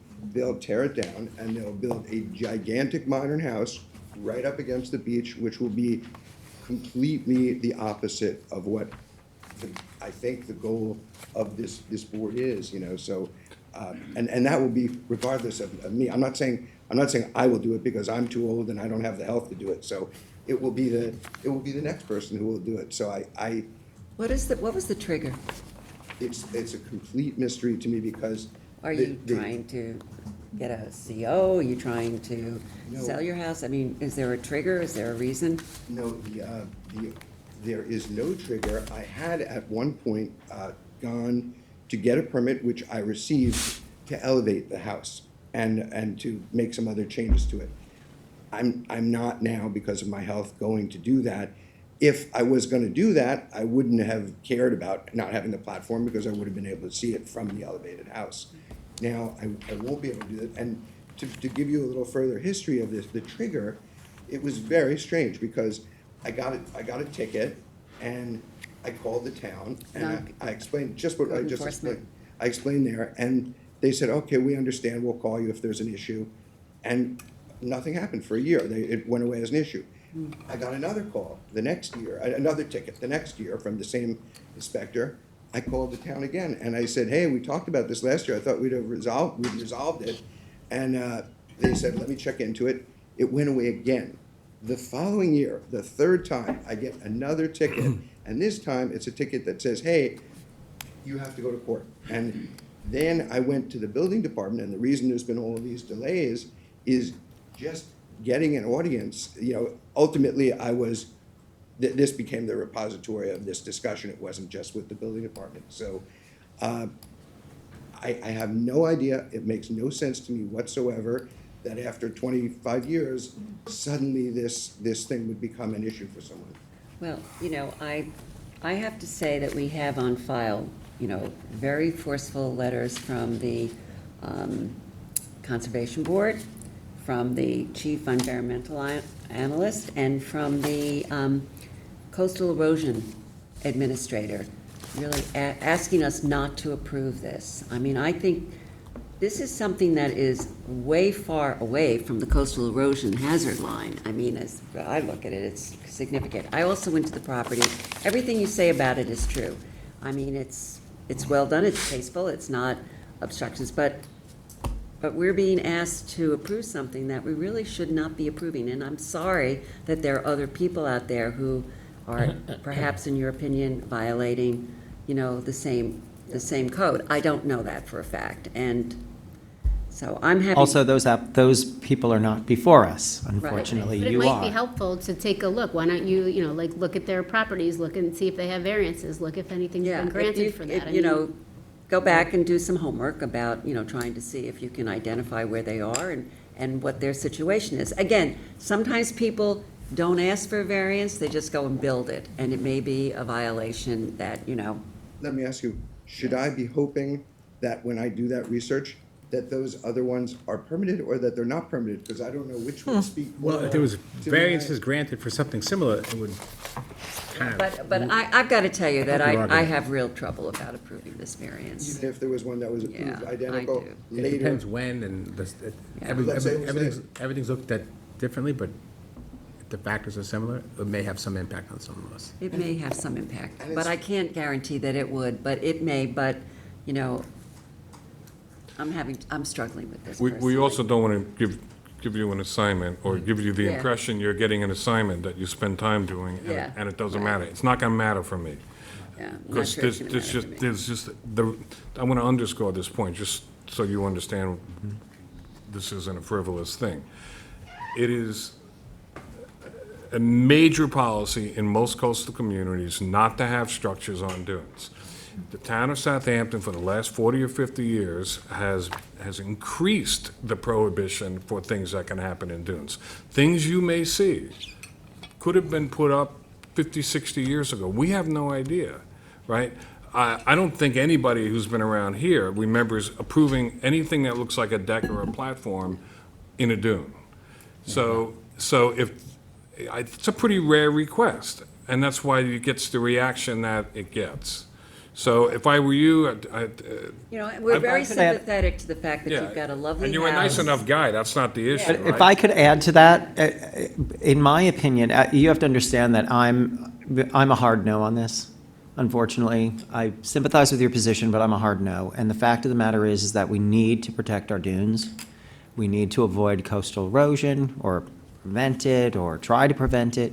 And the fact that you've had this on your property for some 25 to 30 years, as you say you have, doesn't really factor into the calculation for me, because in that same period of time, we have had an evolution of science with regard to coastal erosion, with regard to climate change and the effects of increased storms. And so I think that we need to be led by the science and not by the sympathy of any one individual's situation with regard to this. And I'm sorry to tell you, I agree with my colleagues. I do think it's an unfortunate circumstance, but I think the policy has to dictate here. It's just a higher. And you have a lovely place. I mean, it's beautiful. Beautiful. It's gorgeous. Yeah, well, my wife and I take a lot of pride. And I understand that you can't see the ocean from your house, because I get that. But, you know, you've got a lovely place, and I think you've gotten the sense from this board that this is not going to necessarily be a winner for you. Understood. Let me ask you, what is the proper protocol at this moment? So generally, let's ask about anybody in the audience and anybody else who wants to come up, anybody else on the board who wants to speak. I think it's pretty. Is there anyone in the audience who wishes to be heard on the Sigler property at, where are you, at? 271 Dune, Two- Bridgehampton. 271 Dune Road in Bridgehampton. Is there anybody on Zoom who wishes to be heard? No one. Okay, so Kevin, explain the protocol. Sure, before we so, do this. I mean, we could close the hearing, Right. wait for any additional comments that may come in, and we can render a decision. I think you're getting a sense of the disposition of most folks on the board. It wouldn't be favorable, but I don't know. And the alternative would be you might just go, you know what? I enjoyed 25 or 30 years with this, move on. And just deconstruct it, withdraw, that's another option. In other words, withdraw the application and destroy the thing. So, but what I would say is that, what we do is we generally close the hearing. We leave it open for comments. If you have additional comments you wish to submit to us in writing, feel free, or anybody else. And then we'll render a decision in a month. If I wanted to withdraw, that should be done at this moment, or that should be done through a? No, you can do it through writing to Candace. Okay. Just as a letter. You could do it at a later date. Send a letter or email to me. Okay, well, I will just close with this. I respect that you're all, trying to make people happy, but to do a good job with the regulations and to make the town as good as it can. I don't know what the answer is, but I can tell you it's heartfelt when I tell you I do feel that we end up sometimes with results that are counter to our goals, and we happen to be a couple, my wife and I, that are very respectful of the neighbors. We've never had a single dispute with the town or the neighbors or anyone, and we try to make everything be sensitive to the environment. Mr. Sigler, there is no question in my mind that that is the We case. appreciate that. Perfect No, gentleman. The problem none, becomes- none whatsoever. But in terms of your, what you've said as a potential outcome, I think you also have to keep in mind the fact that there are strict zoning rules with regard to wetland setbacks, setbacks from the dunes and things of that nature, pyramid restrictions, which range in size for lot size. So there are things that will not necessarily let that parade of horribles occur. I would suggest, John, that you take a drive down my street and you will, you will come away with a different conclusion. No, I'm familiar with the street. So, anyway, I do appreciate everything. I appreciate your So- considering it, taking the time, everyone, and I understand that Thank you you, have your sir. obligations. So we will, why don't we do this? We'll close, I'm going to make a motion to close the hearing tonight, accepting comments until 10:16. 17. I'm sorry, 15. 17. Thank you, oh my God. With the decision on 11/6. Second. And if you want to do anything in the interim regarding withdrawal or not, you'll have that time. In all likelihood, so I don't give you an assignment that wastes your time, I will most likely withdraw, so expect that to be the outcome. Just talk to Candace about it, and you guys can follow Okay, let's through. vote on this. So, Mr. McDonald, Motion made. yes, and so. John how do you seconded. vote? You have to vote now. You have to vote. So, sorry, what is the motion? To So close. We're going to close the hearing, keep it open for written comments for 2 weeks with a decision on November 6th. Okay, so, Mr. McDonald, Aye. Mr. Leonard, Aye. Ms. Kane. Aye. Mr. Mastonio. Aye. Mr. Redpath. Aye. Chair votes, Ms. Burgess. Thank you, sir. Ms. Burgess, aye, and chair votes aye. All right, thank you very much. Thank you. Thank Be you, well. sir. Thanks for coming. Thank Have you, a sir. good night. Have a good night, everyone. You We too. wish you all the best. Beautiful place. Okay. Where are we going? Number 12 on the agenda is the application of Lynn Leahy, 15 Tarpon Road, East Quogue, Suffolk County Tax Map Number 900-362-4-8.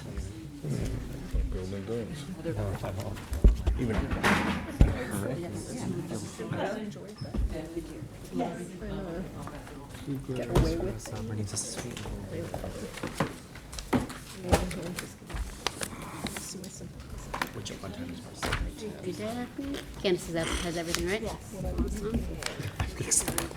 I sworn you in. No.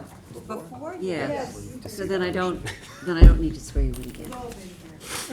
Okay, let's just for the record state your names, please, for me again. Okay, ma'am. Daphne Vaughn, Surfside Environmental Planning. Michael Leahy, 15 Tarpon Road, East Quogue. Okay, Daphne, this is a rehearing. Yeah, so we're back because we were under the impression that this project was approvable in its last iteration, but we're told that the board may have some questions for further discussion. So we had submitted a letter on September 12th that basically went through where we started to where we ended. One of the things we noted in all of the hearings that we had was that we could not find any other variances for Pyramid and Shinnecock Shores, and we were all kind of scratching our heads on how that's possible. We found one that is only 2 years old, almost exactly, for 5,000 cubic feet of Pyramid for a brand-new house on Marlin Road. So we submitted a copy of that just now with the survey that was approved along with it.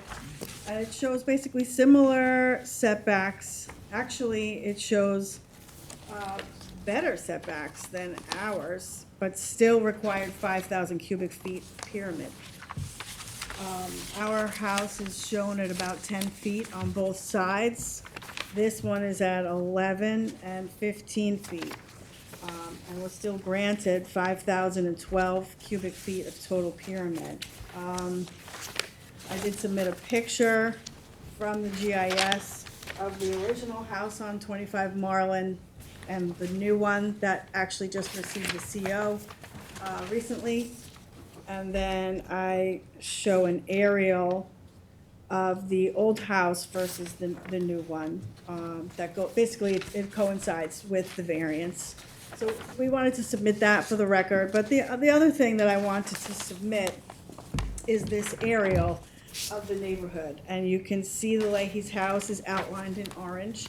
If you look at all of the houses that are in this, and this is not the entire neighborhood, but it's a very good sampling, you can see that their house is probably the smallest or very close to the smallest in the neighborhood. And all of these other ones, including the two neighbors that came in to complain, their houses are significantly larger, albeit that they're one story.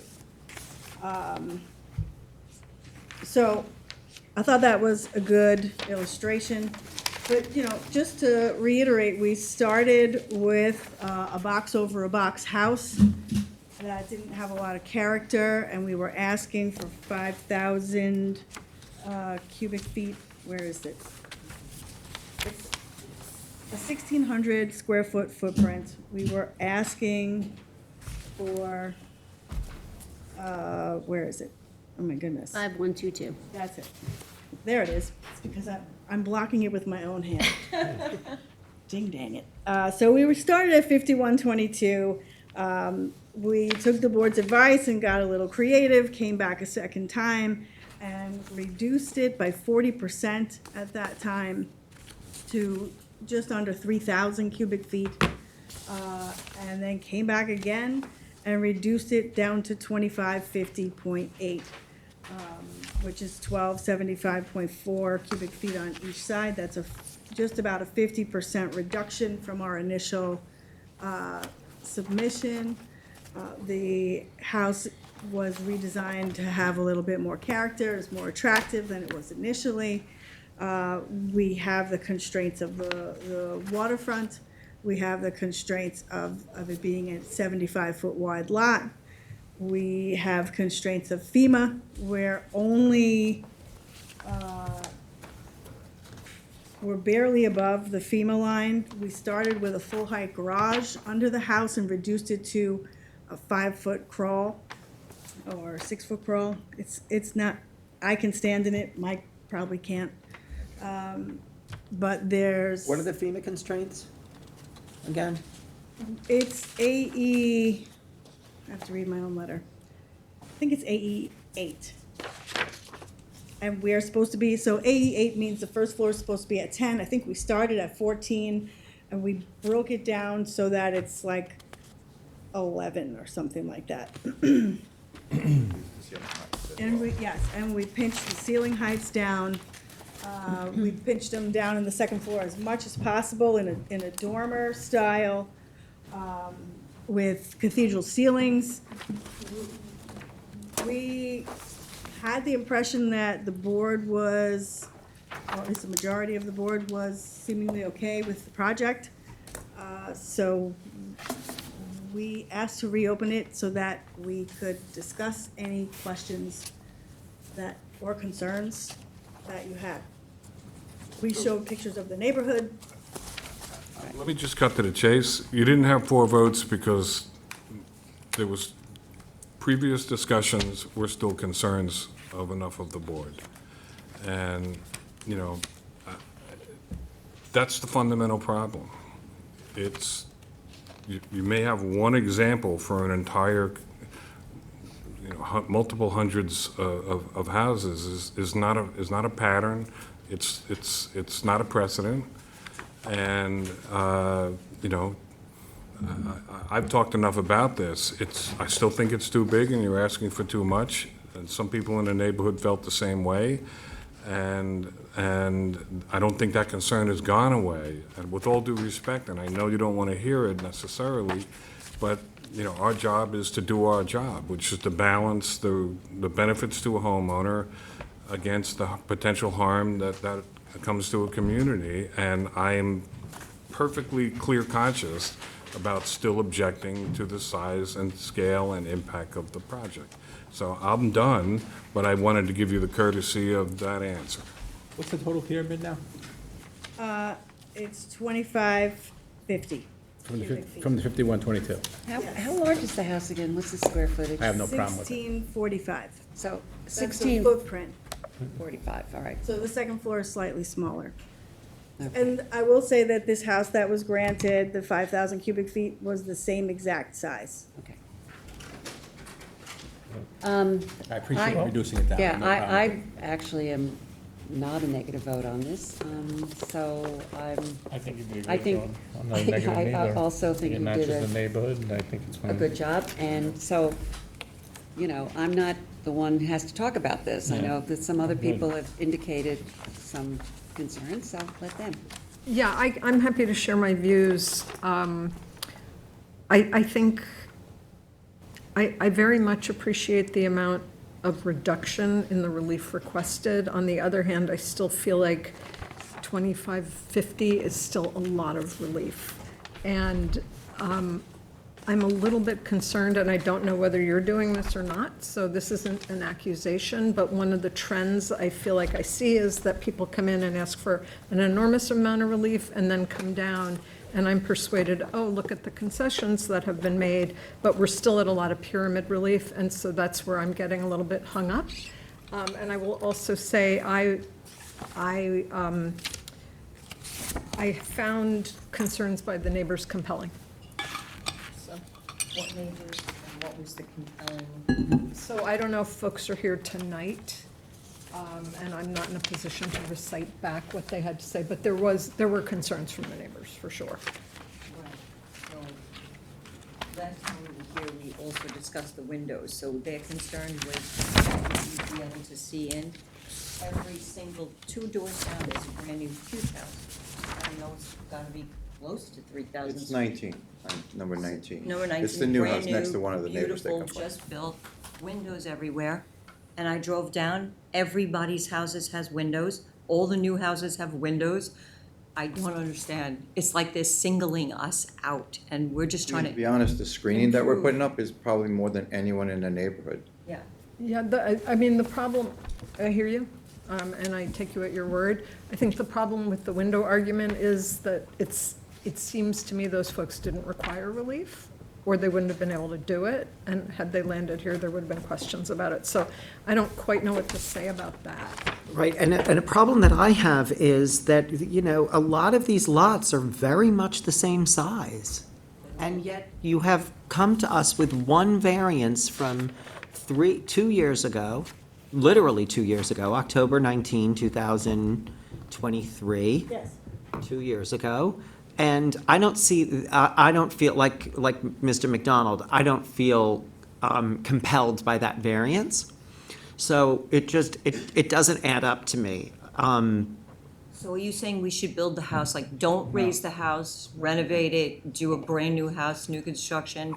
No matter what, we're doing the house. It's just a matter of, do we have to decrease, what do you want? Because we keep going back and spending thousands of dollars. And I'm Excuse me? talking I thousands. didn't know you were finished. I wanted to hear what your rest of your. Oh, no, I was done. Your Yeah, wife what I'm saying jumped is in. we're spending our architect keeps changing the plans, and I want to give you, what is it you want, so that we can do this, and I'm spending $2,500 every time. It's becoming insane. I just want to know what it is, so I can build it, and whatever you want me to be in, let me know. Right, well, I mean, I think that you have to take into consideration, I think Daphne can help you through the process of understanding how this board is comprised and what the bent of the board has been in recent years with regard to runaway pyramid relief. And I think that this board has been very clear across many applications, across a number of years at this point, that we are reining in exorbitant requests for pyramid relief. And we're looking at all of these things very carefully at this point. And so it's not for us to tell you what the number should be. It's not as easy as that. It's understanding the mindset of this board as it is currently comprised and making not, and I agree with Ms. Kane, that we see people coming in and asking for 8, 9,000, 12,000 cubic feet of relief, and then we're supposed to go, oh, you brought it down to 49, thank God. And it doesn't work that way. I appreciate the reduction. That's not what I'm trying to do. No, No, I don't think so, but I don't, you know, I don't cast aspersions on that at I just all. want to say that I represent people for a good reason. I used to work here. I used to see people do exactly the same thing from the conservation board style. My style is to give you the best project that I can, and I work with my clients purposefully to try to give you the best possible project, so that I don't want to be known as that person that gives you 10 And and I was comes back clear, I with didn't 5 say and that you're goes, that person. I "Look at want to us." be extremely. Our And I job, just want to also add, from my perspective, this is not an exorbitant Correct. amount of pyramid relief being requested. I've been sitting here for years, the number seems to, with this present board, getting less and less and less. Yes. 2 years ago, this would not have been an issue, so I'm not singling any members out, but the number. That's in a different people's board. minds seems to be going less and less and Although less. last I time, have no problem you with were it. the I one know. who was so, it's approved. You said, this looks great, I'm approving it. Well, you know, and then I looked at it again, but you know what? I looked at it again, and I have issues with it. You know, Daphne sat here and said, and gave us pictures of all these different houses, and that said, I have no idea how they didn't need any relief. And I was talking to Mr. McDonald, and I said to myself, but wait a minute. So that's the evidence that I'm supposed to go on, pictures, and I don't know how there was no relief requested? Well, if there was no relief requested, that means there was no relief needed. And so, and that is part of the calculation. So, you know, I understand that this is not a position that you necessarily want to be in, but notwithstanding that, we're here. And so I think it would make sense, and I would have liked for this application to go a different way tonight. I would have liked that when you saw that that we reopened, that you would have said, okay, maybe we need to look at some of these things, because we know what the board wants, we know what the issues are. You know the issue is pyramid relief, you just know it. So I would have liked to have seen something else. Cut it in half. I disagree with him. I don't think you have an Not a idea. amount of time, I didn't have time to Disagree with get me my all you pen want. completely Cut it in half, I appreciate it was cut in half, okay? We're And not- may I say something, Susan? course. Yes, go ahead, Helen. I'd like to add my agreement with Mr. McDonald and Mr. Leonard and Julie. So I am the fourth person on this board who is not in agreement with you, Daphne. I will say, I watched all of the meetings over again and was kind of scratching my head as to what the issue was, because I really felt that we did our diligence to try to make this as benefit the owner, which this is an extreme benefit to the owner, because they're living, it's not just them in their house, they have their children with them as well. So it's a small house that they have right now, and that's why I wanted to show you the aerial, to say their little house versus all of these others who have all changed largely in the past 25 years. What is the square footage of the house right now? 890. Okay, and what you're putting in has a footprint of 1,600. And it's two-story. And that's So you're putting in comparable to the neighborhood. Right. Nobody else has nobody else has asked for the pyramid relief that you have. Exactly. And we consistently have asked, and nobody has. There's one. Correct, and I think the discussion that we're having, I think it's wrong-footed. I think the discussion isn't to sit here and wonder why it is that the board is doing what it's doing, Yeah, I but agree then with thinking that. of how to get over the hump of what the board is saying. Okay, so. No, it's for you to do. Yeah, It's not for us to tell you what you should apply to us with. Let me say what John is saying a little differently. In moments of difficulty, we have a tendency to just repeat what we think is what we're due, rather than listening to understand what is behind the concern. I think, to the point of even annoying myself, I've been as clear as I could at every meeting you've been at. And I'm having a hard time believing people don't understand what the concern is.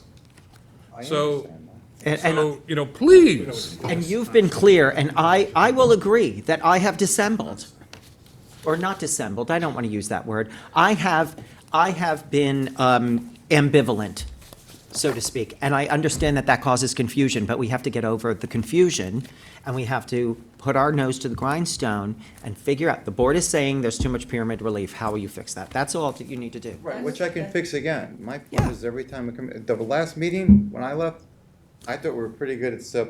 Yes, we understand that, but Michael, I agree, and I think that there was confusion, and, and that is on our board for having given you, kind of a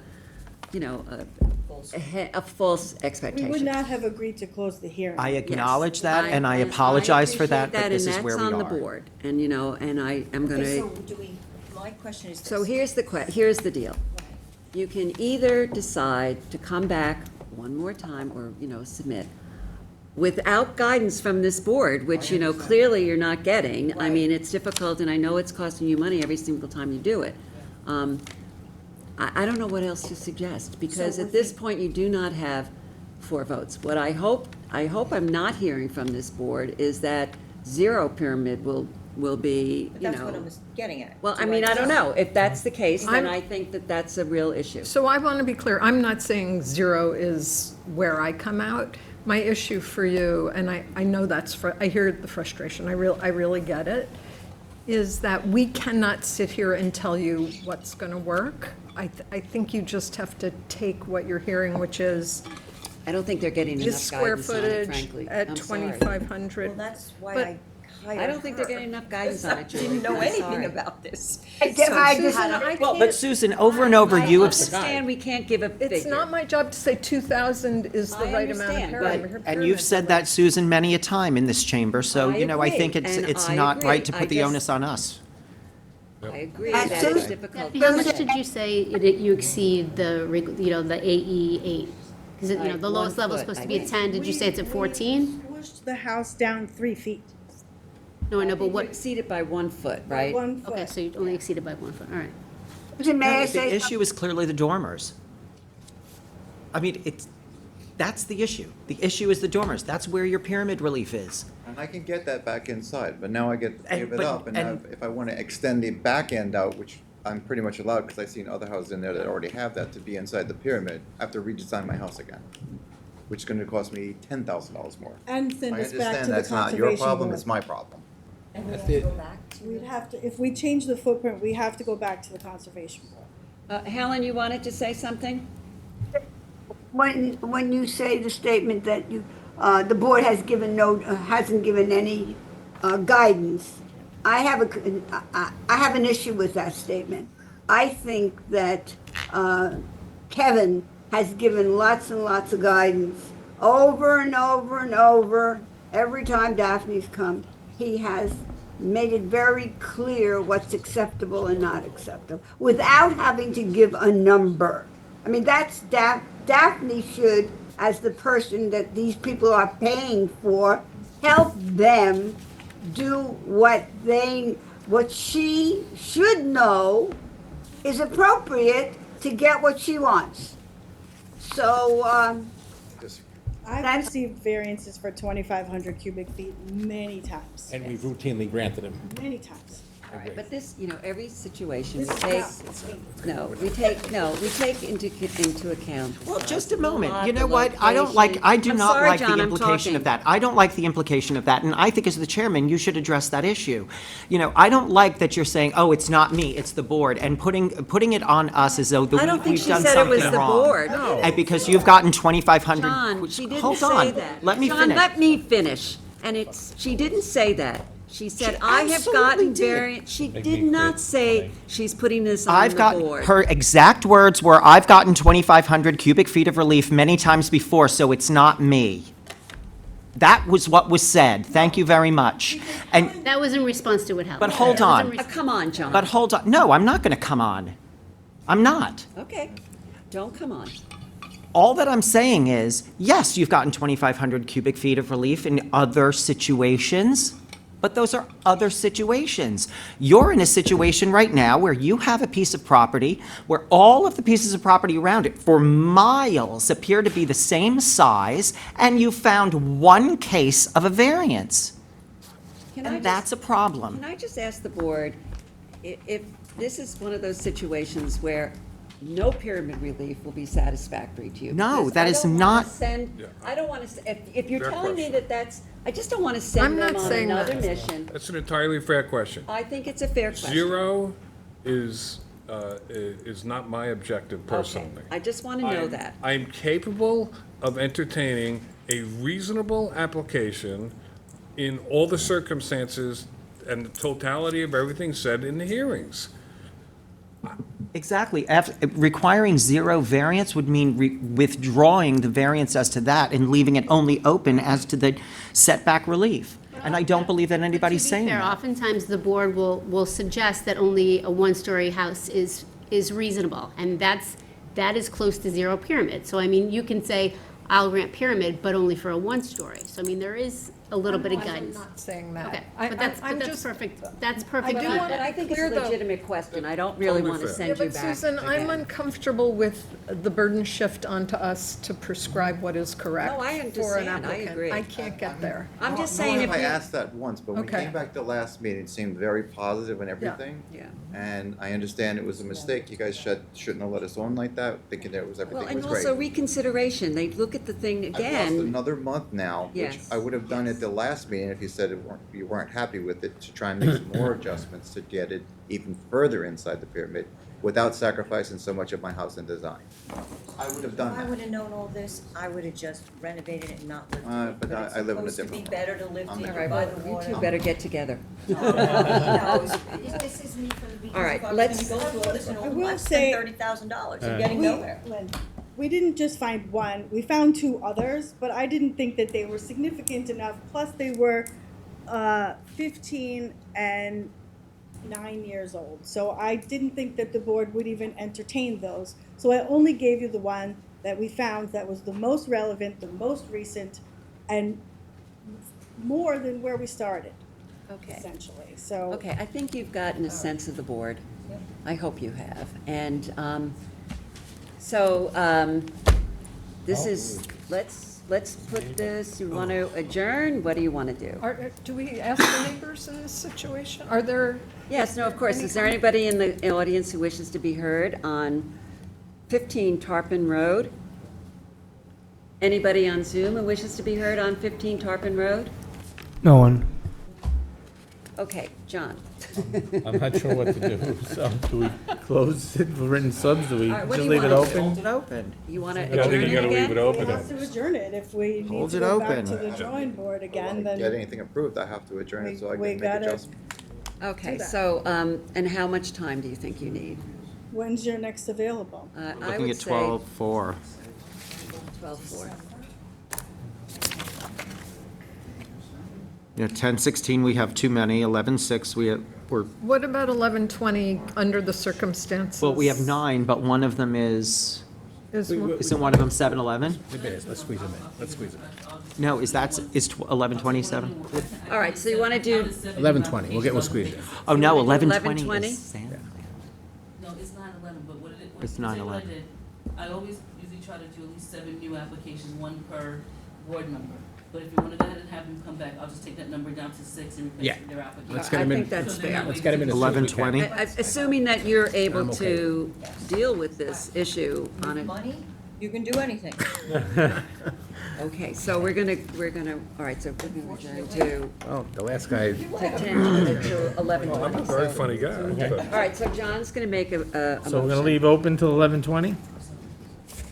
was that, we do 11:20? It's a motion, yes, second. Second. We're gonna adjourn to 11. Oh, adjourn to So, 11:20. Mr. Redmond, Yes, fine. Mr. Leonard, Aye. Ms. Kane, Aye. Mr. Macedonia. Aye. Mr. McDonald. Aye. Ms. Burgess. Aye. Chair votes aye. Okay, thank you. Okay, number 13. Number 13 on the agenda, 40 Ocean View Drive LLC. No, 13. Oh, sorry, Josephson. Okay, number 14 on the agenda, the application of Brandon Josephson and Sarah Church, 22 Bay Avenue, Noyak, Suffolk County Tax Map number 900-5-3-39. A little safer. You can be right in front of me. I'm not your problem. Joseph. Paolo Bonacasa, 860 Montauk Highway, Watermill, New York, for the applicant. Cove Drive, Sag Harbor, New York, architect. Thank you to the board for allowing us to reopen this hearing. At the last one, we were under the impression that we had support and it was closed. We heard in the interim that was not the case. So I've spoken to my client since about ways to reduce it or to mitigate the pyramid relief. I'll just go through quickly the history of the pyramid. First version, which was submitted in recognition of a variance that was about 100 feet away well in excess of 5,700 cubic feet.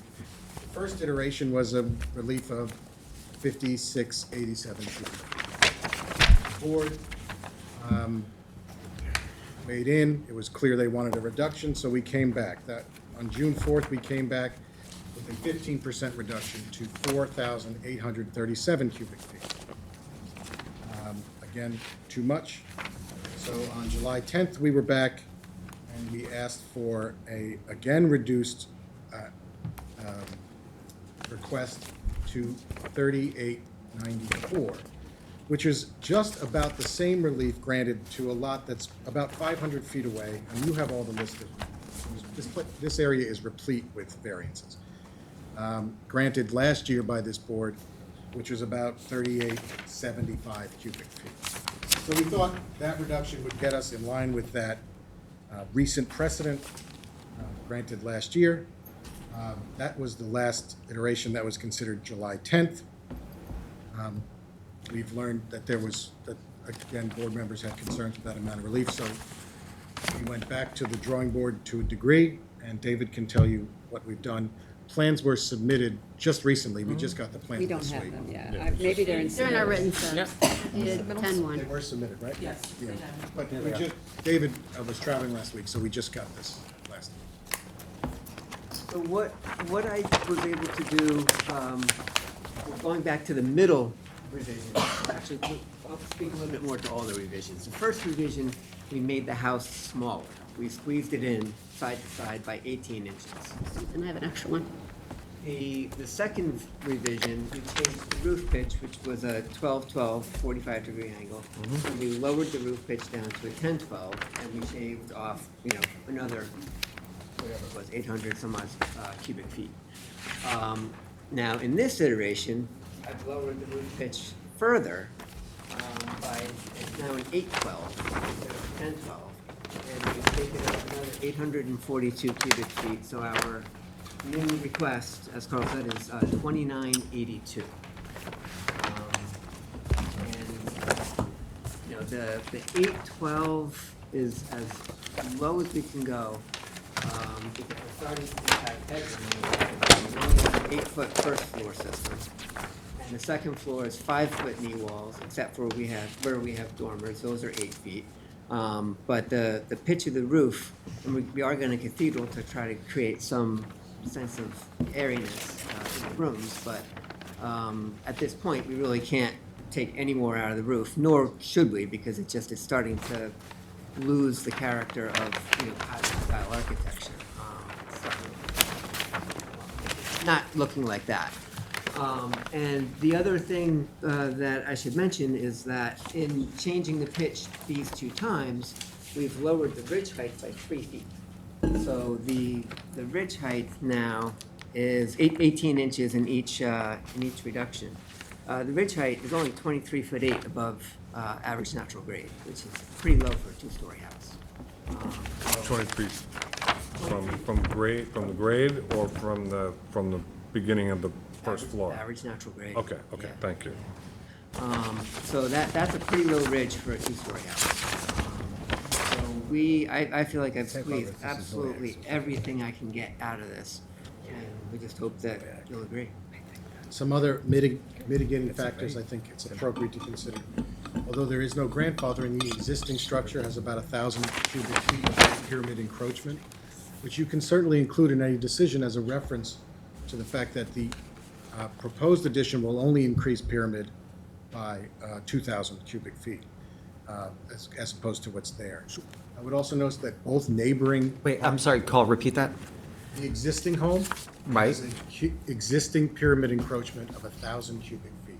So the total's like 3,000 that you're asking for? We're asking for 29. 2982, so if you credit 2980. us the 1012 that's there, we're low. So, So you're asking for an additional 1982. You said 1,000 is the existing? It's a little more than 1,000. A little more? 1,012.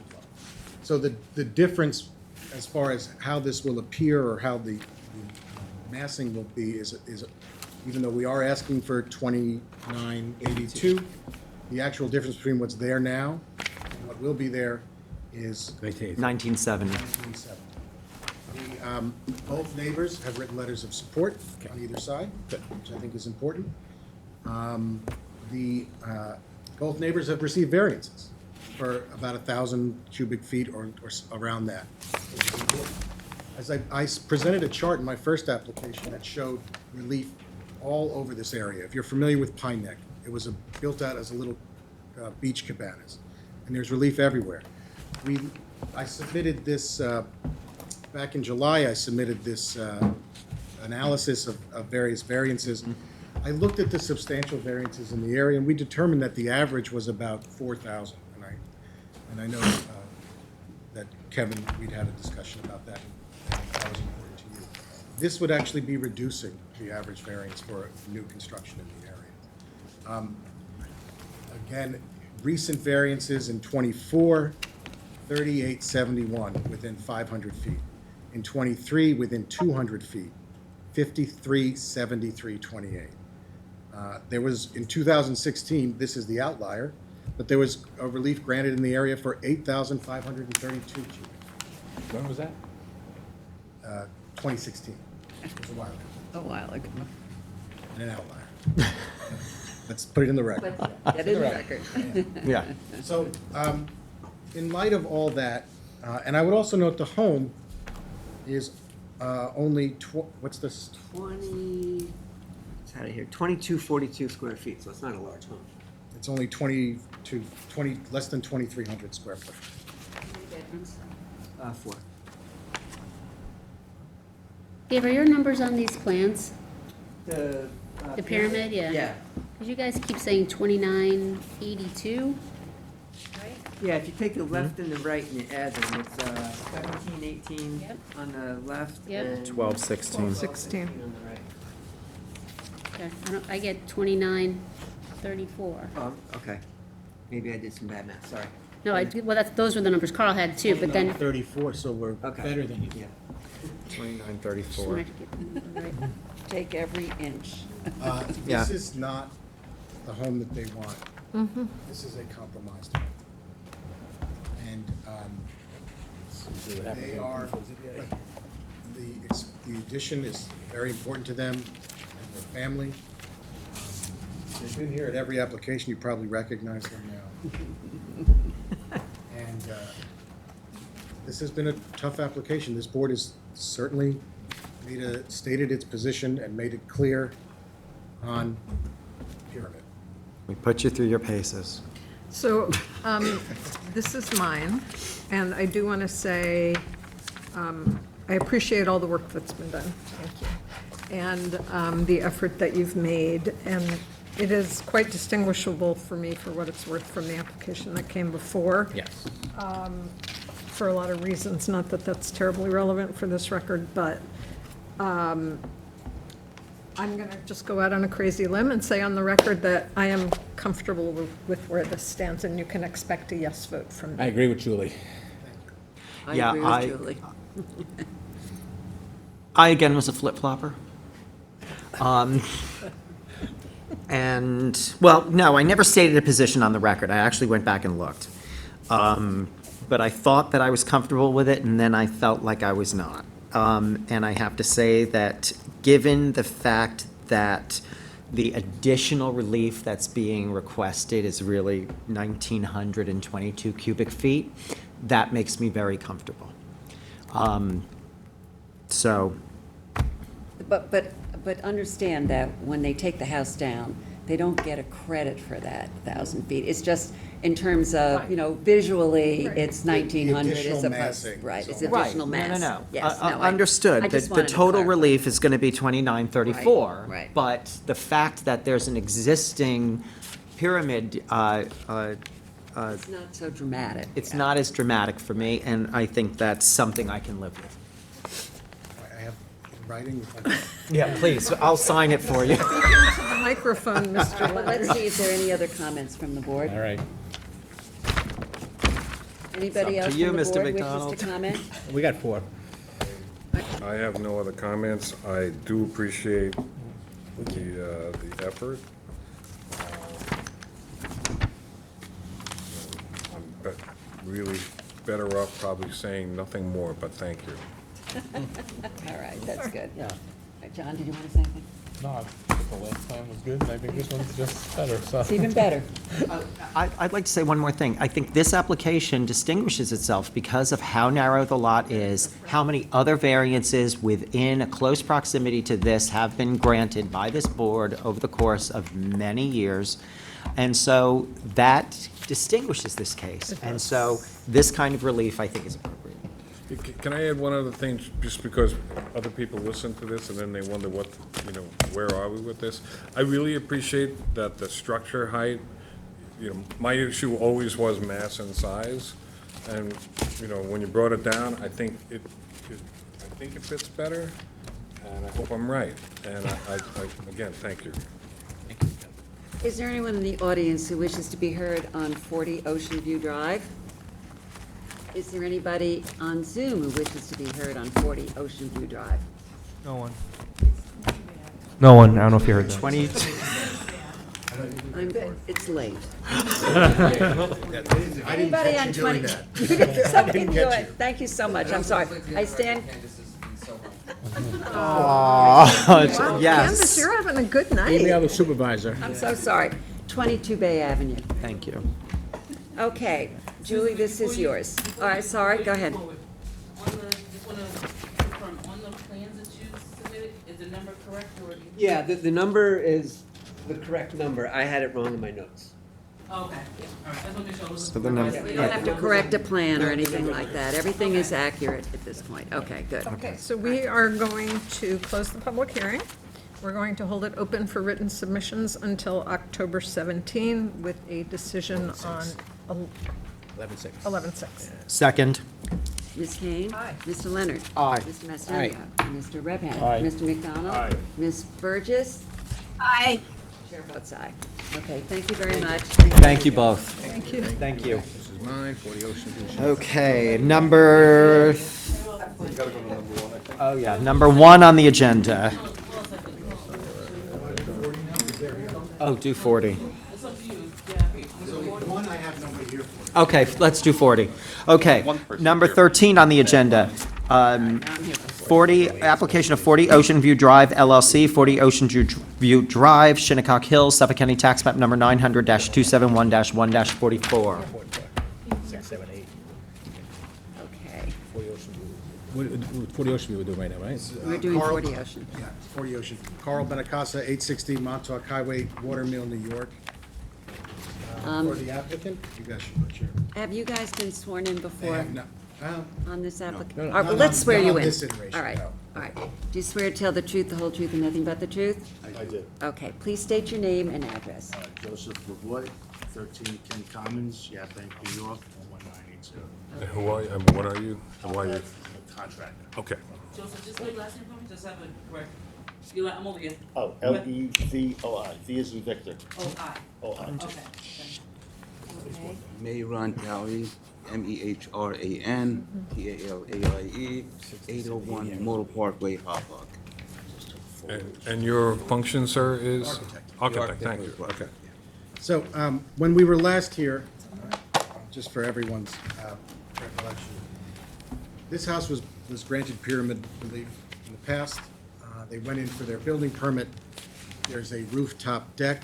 The building department determined that the rooftop deck needed a safety railing across it, and that safety railing needed pyramid relief. It's about, what's the relief? It's about 18, is it 18 cubic? Sorry, it's 18. 18 cubic feet. 18 cubic feet, sorry. It is.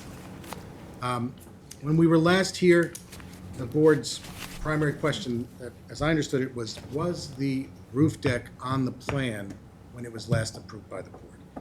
And it was. I have a Well, there stamp. was also a question about pyramid, and whether the pyramid was accurate. Well, yes, frankly, I don't think that's relevant. If they were right, if they're right, then we're not asking for enough and we'll have to come back. But this is, the town reviewed it and said, this is the relief we need, the building department. So they were, I think what the chair's saying is that the opposition, and he's here, I'm sure he'll speak, was saying, we actually need more relief than we're asking for this structure. But building already looked The at it. building says, department looked at it and told us the relief we need. This is what your Well, relief. but if I recall correctly from my notes, we were here today to find out the provenance of the use of the roof deck, and whether or not it was in the original plans to be used as an outdoor sitting area, hot tub, kitchen. Well, it's, and that was Do we my have the original understanding too. plans? I do. It's stamped from 2022 as part of the variance file, and it shows the roof deck. Do you have other? It shows a roof deck, but it doesn't show. But that, I mean, we don't need relief or anything else on it.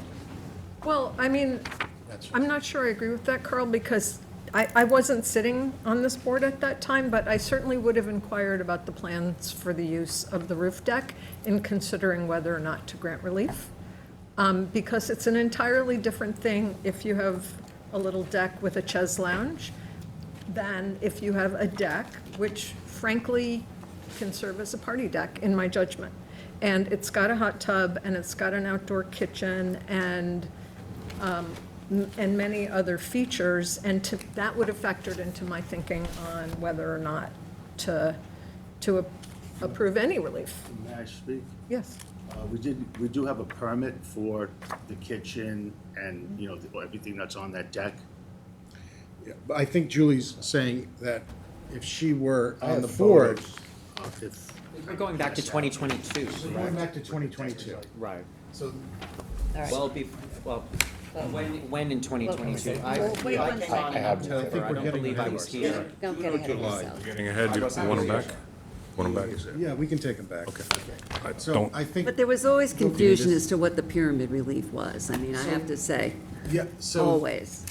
but yes, you were on the board. Yes, I was.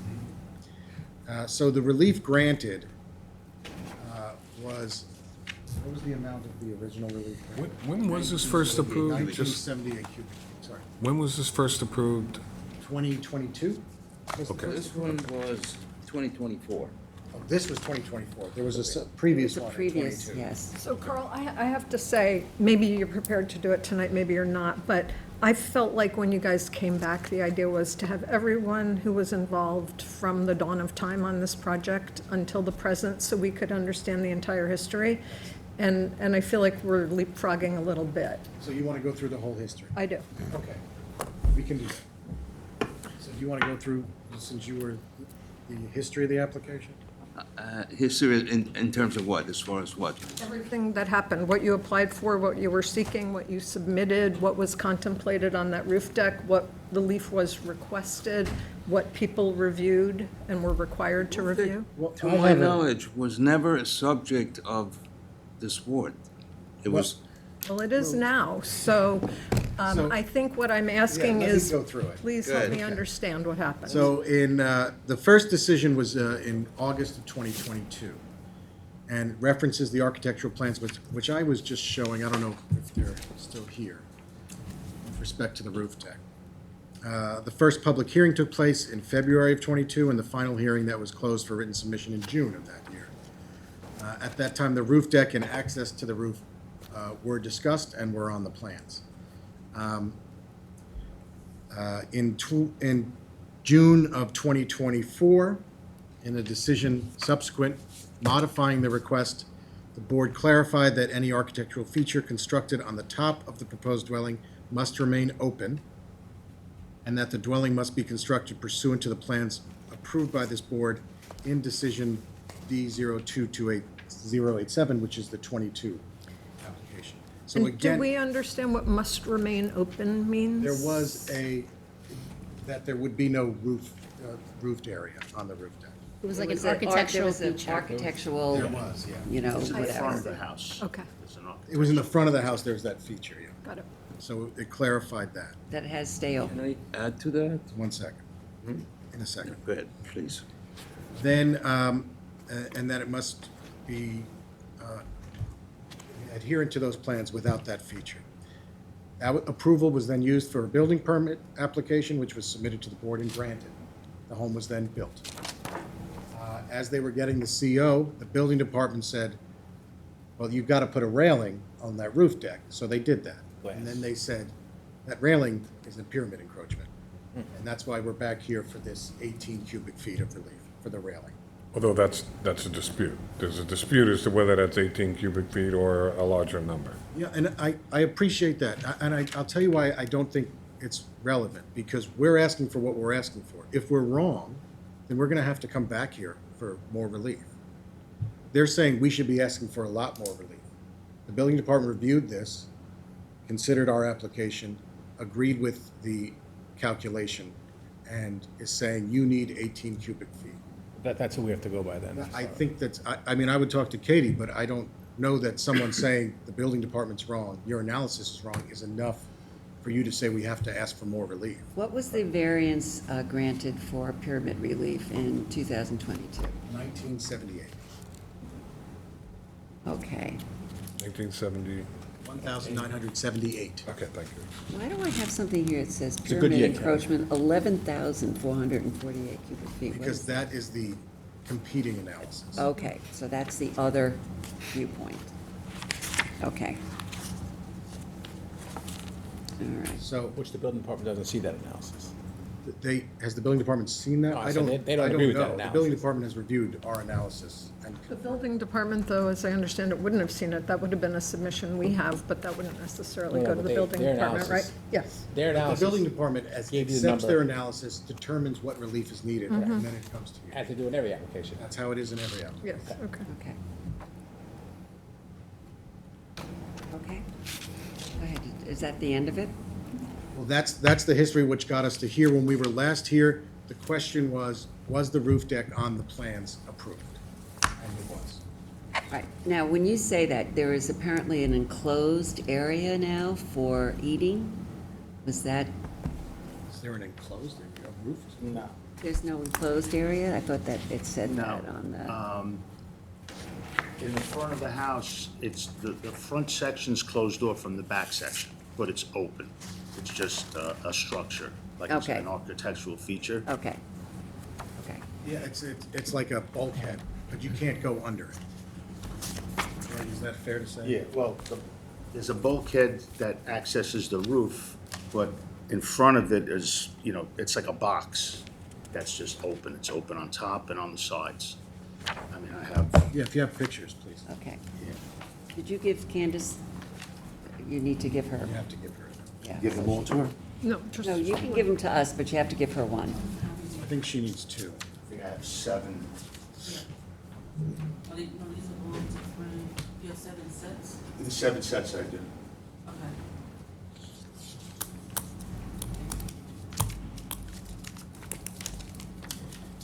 Okay, this is one set, Thank you. 2.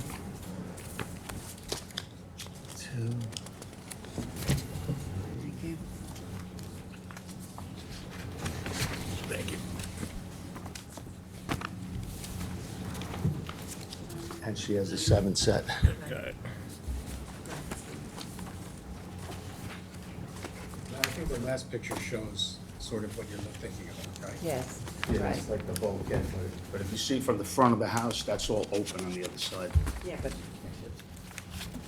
what was this on the This original is on there, plans? yeah, it's on these It plans. was on the original plans. This is basically the problem. Oh, that, So there is, That- now where, there is no enclosed eating area up there? What do you mean by enclosed, like a walled eating area? With a roof? Yeah. Roof? Just, the bulkhead itself, the Tented bulkhead or something. itself is part of the house structure to get out onto the roof. Front, there's no where access that to the door front, is. Joe. There's no access to the front, Right. just to the back of the house, Okay, yeah. where the So, kitchen That, is. and that was a point of dispute throughout the earlier application, whether you'd have access to the front of the roof. And the board said no. Okay. And the back of the house is where the pool was, Sure. right? I don't know why I only have one, I'm sorry.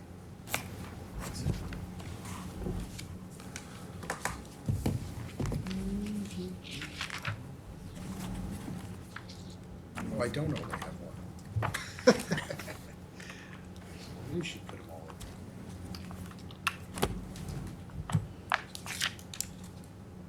in.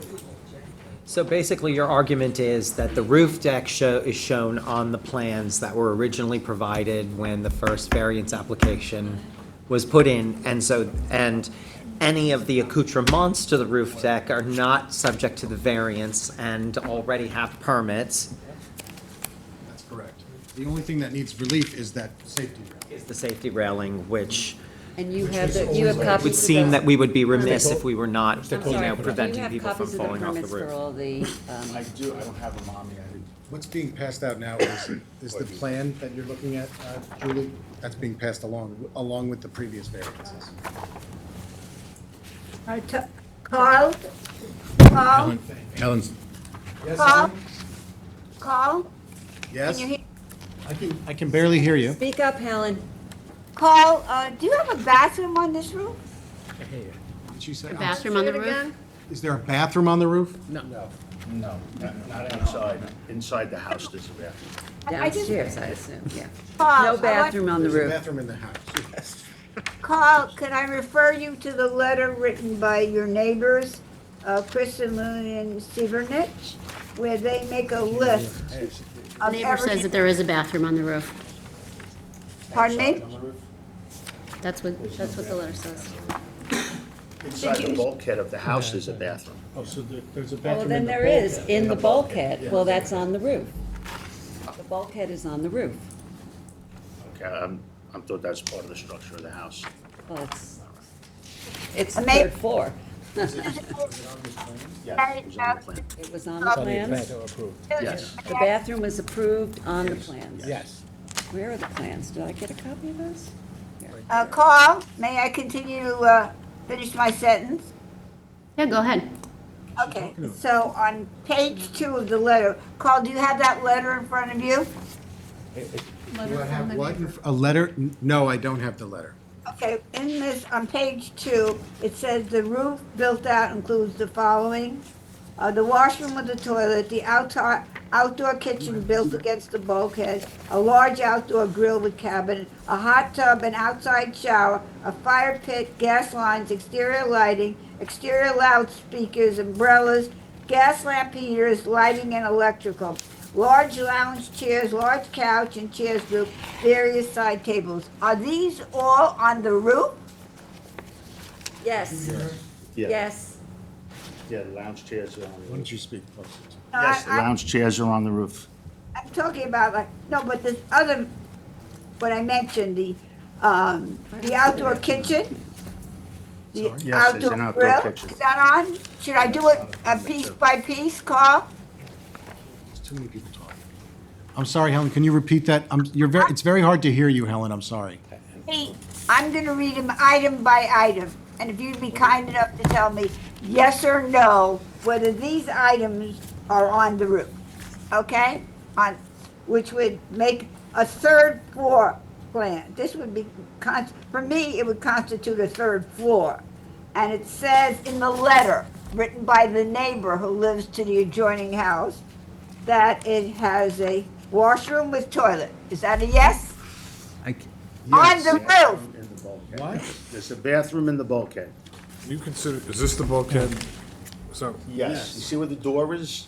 yeah, Like that door, that's the I bulkhead. understand why you would have a door and a bathroom. Okay. But that's also access. That's a hallway with stairs to go downstairs. Okay, the next one is the outdoor kitchen. And There this an is outdoor shown, kitchen on this roof? Wait, Kevin, would you just let Helen try to I'm finish sorry, go her? ahead, finish. Building plans, but let me see. Yeah, it's not shown on the. Go ahead, Helen. Helen, keep going. Did I just tell me yes or no on that one, Carl? I can't hear her. Can I have that? Carl, will you answer Helen? Is there an outdoor kitchen? Yes, There there's an is? outdoor kitchen. With permits. Okay, next one, is there an outdoor grill? Is there an outdoor grill? Yes, there's a grill. Yes. Okay, Yes. next one, a hot tub Yes. and an outdoor shower? On the third floor? We have a permit for the outdoor shower. Is that in the bulkhead too, is that on the? That's outside on the See what I'm, Okay. Today went a little nuts. I think it was in addition to the building plans that weren't before the ZBA, but it didn't need relief. They got it into, I built my backyard. We're coming for you. What are you talking about? Wait, there is no, so the bathroom is concerning me. There's no bathroom on the plan, and there is a bathroom existing. That's what I thought. So I'm puzzled by that. Can you help us? The bathroom was added subsequent to the variance, right? But we didn't need relief for it. but let me just say this, Carl. When we have access stairs that go up to a roof, that generally is not considered a problem other than pyramid. But this has a bathroom inside that area. That to me sounds like it's a third floor. I mean, you know, I think there's some question as to when you put a bathroom in that spot. Stair access is one thing, but putting I don't know, I'm We're looking not- to council. Is a bathroom considered living space? We're not asking for relief for the bathroom, so if the building department. The issue with this, Help I mean, let's just clarify. be clear. The issue with this is that we've seen this application several times. Every single time, there has been opposition from the neighbors. The neighbors have poured over the plans. This board was very careful to make sure that they knew everything that was going on. The neighbor was very careful to watch all of the plans. And what happened was they secured the variances, and then they got permits from the building department for a bunch of things that the building department is saying comply. I mean, this happens a lot, right? Like, people can build what complies with the town code.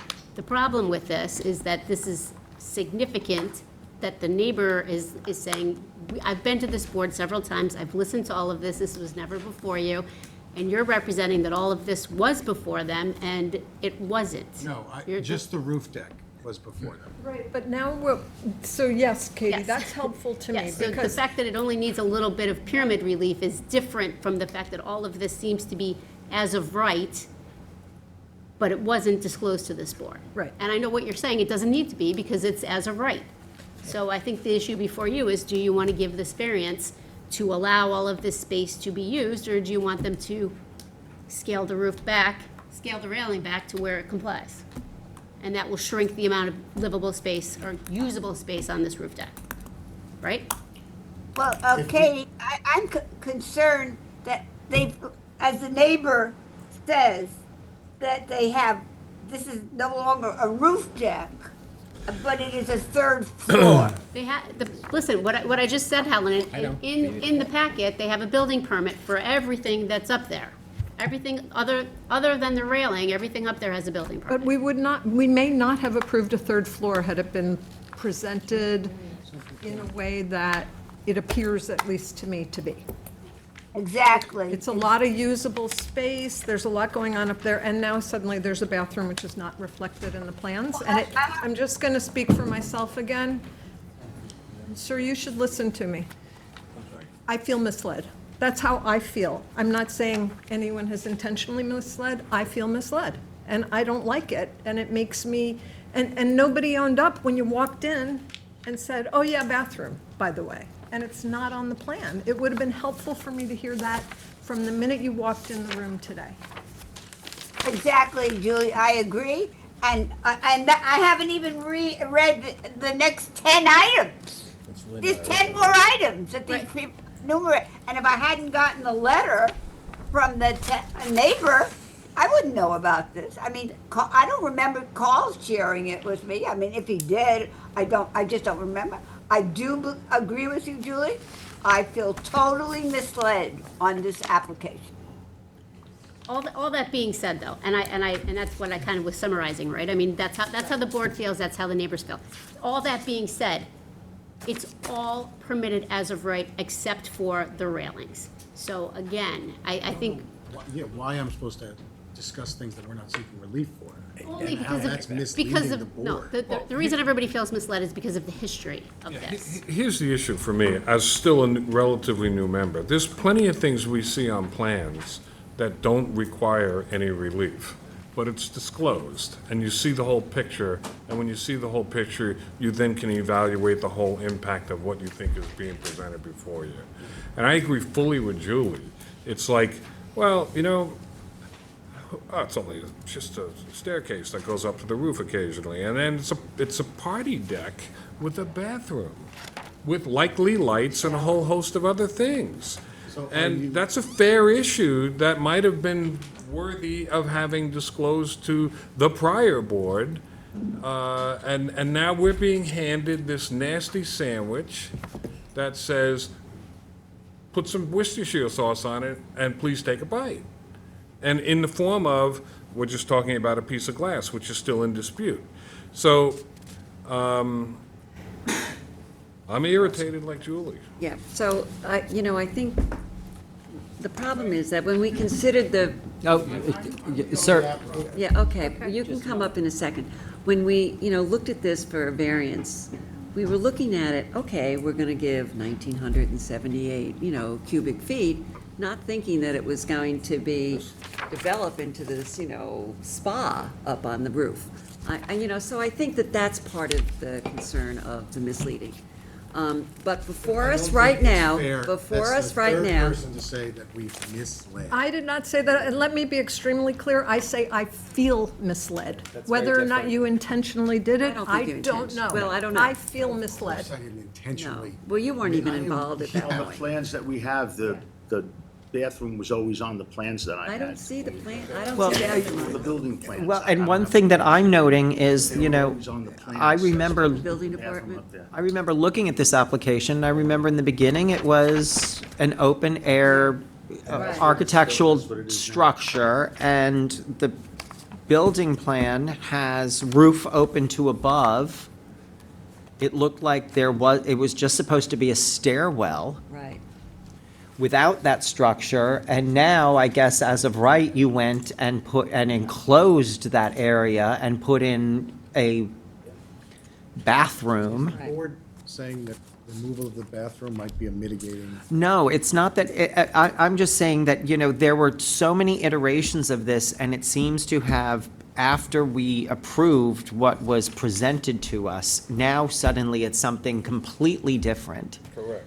And for Yeah, us, with permits, but when we were considering the variance for, pyramid relief, we didn't get that information. So that's. that was what the intention was. Yeah. Exactly, and On that roof deck. We thought it was, you access, you put a lounge chair up there or something. But, right, and asking If us, it's scaled back and more in line with your understanding. yes, I think that would be I'm helpful. I'm sorry. Go I'm ahead. interested in knowing what would remain if we didn't grant the relief of the 11, if it is in fact 11.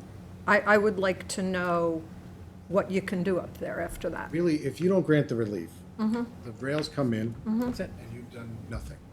Now, you have a chance to perhaps work with us on mitigating some of what's done up there. That's what I'm trying to understand. How much would the rails have to come in? That's what I want to know. One other thing, I have to say, I'm so sorry, Carl. Okay. no, let him answer that question first, please.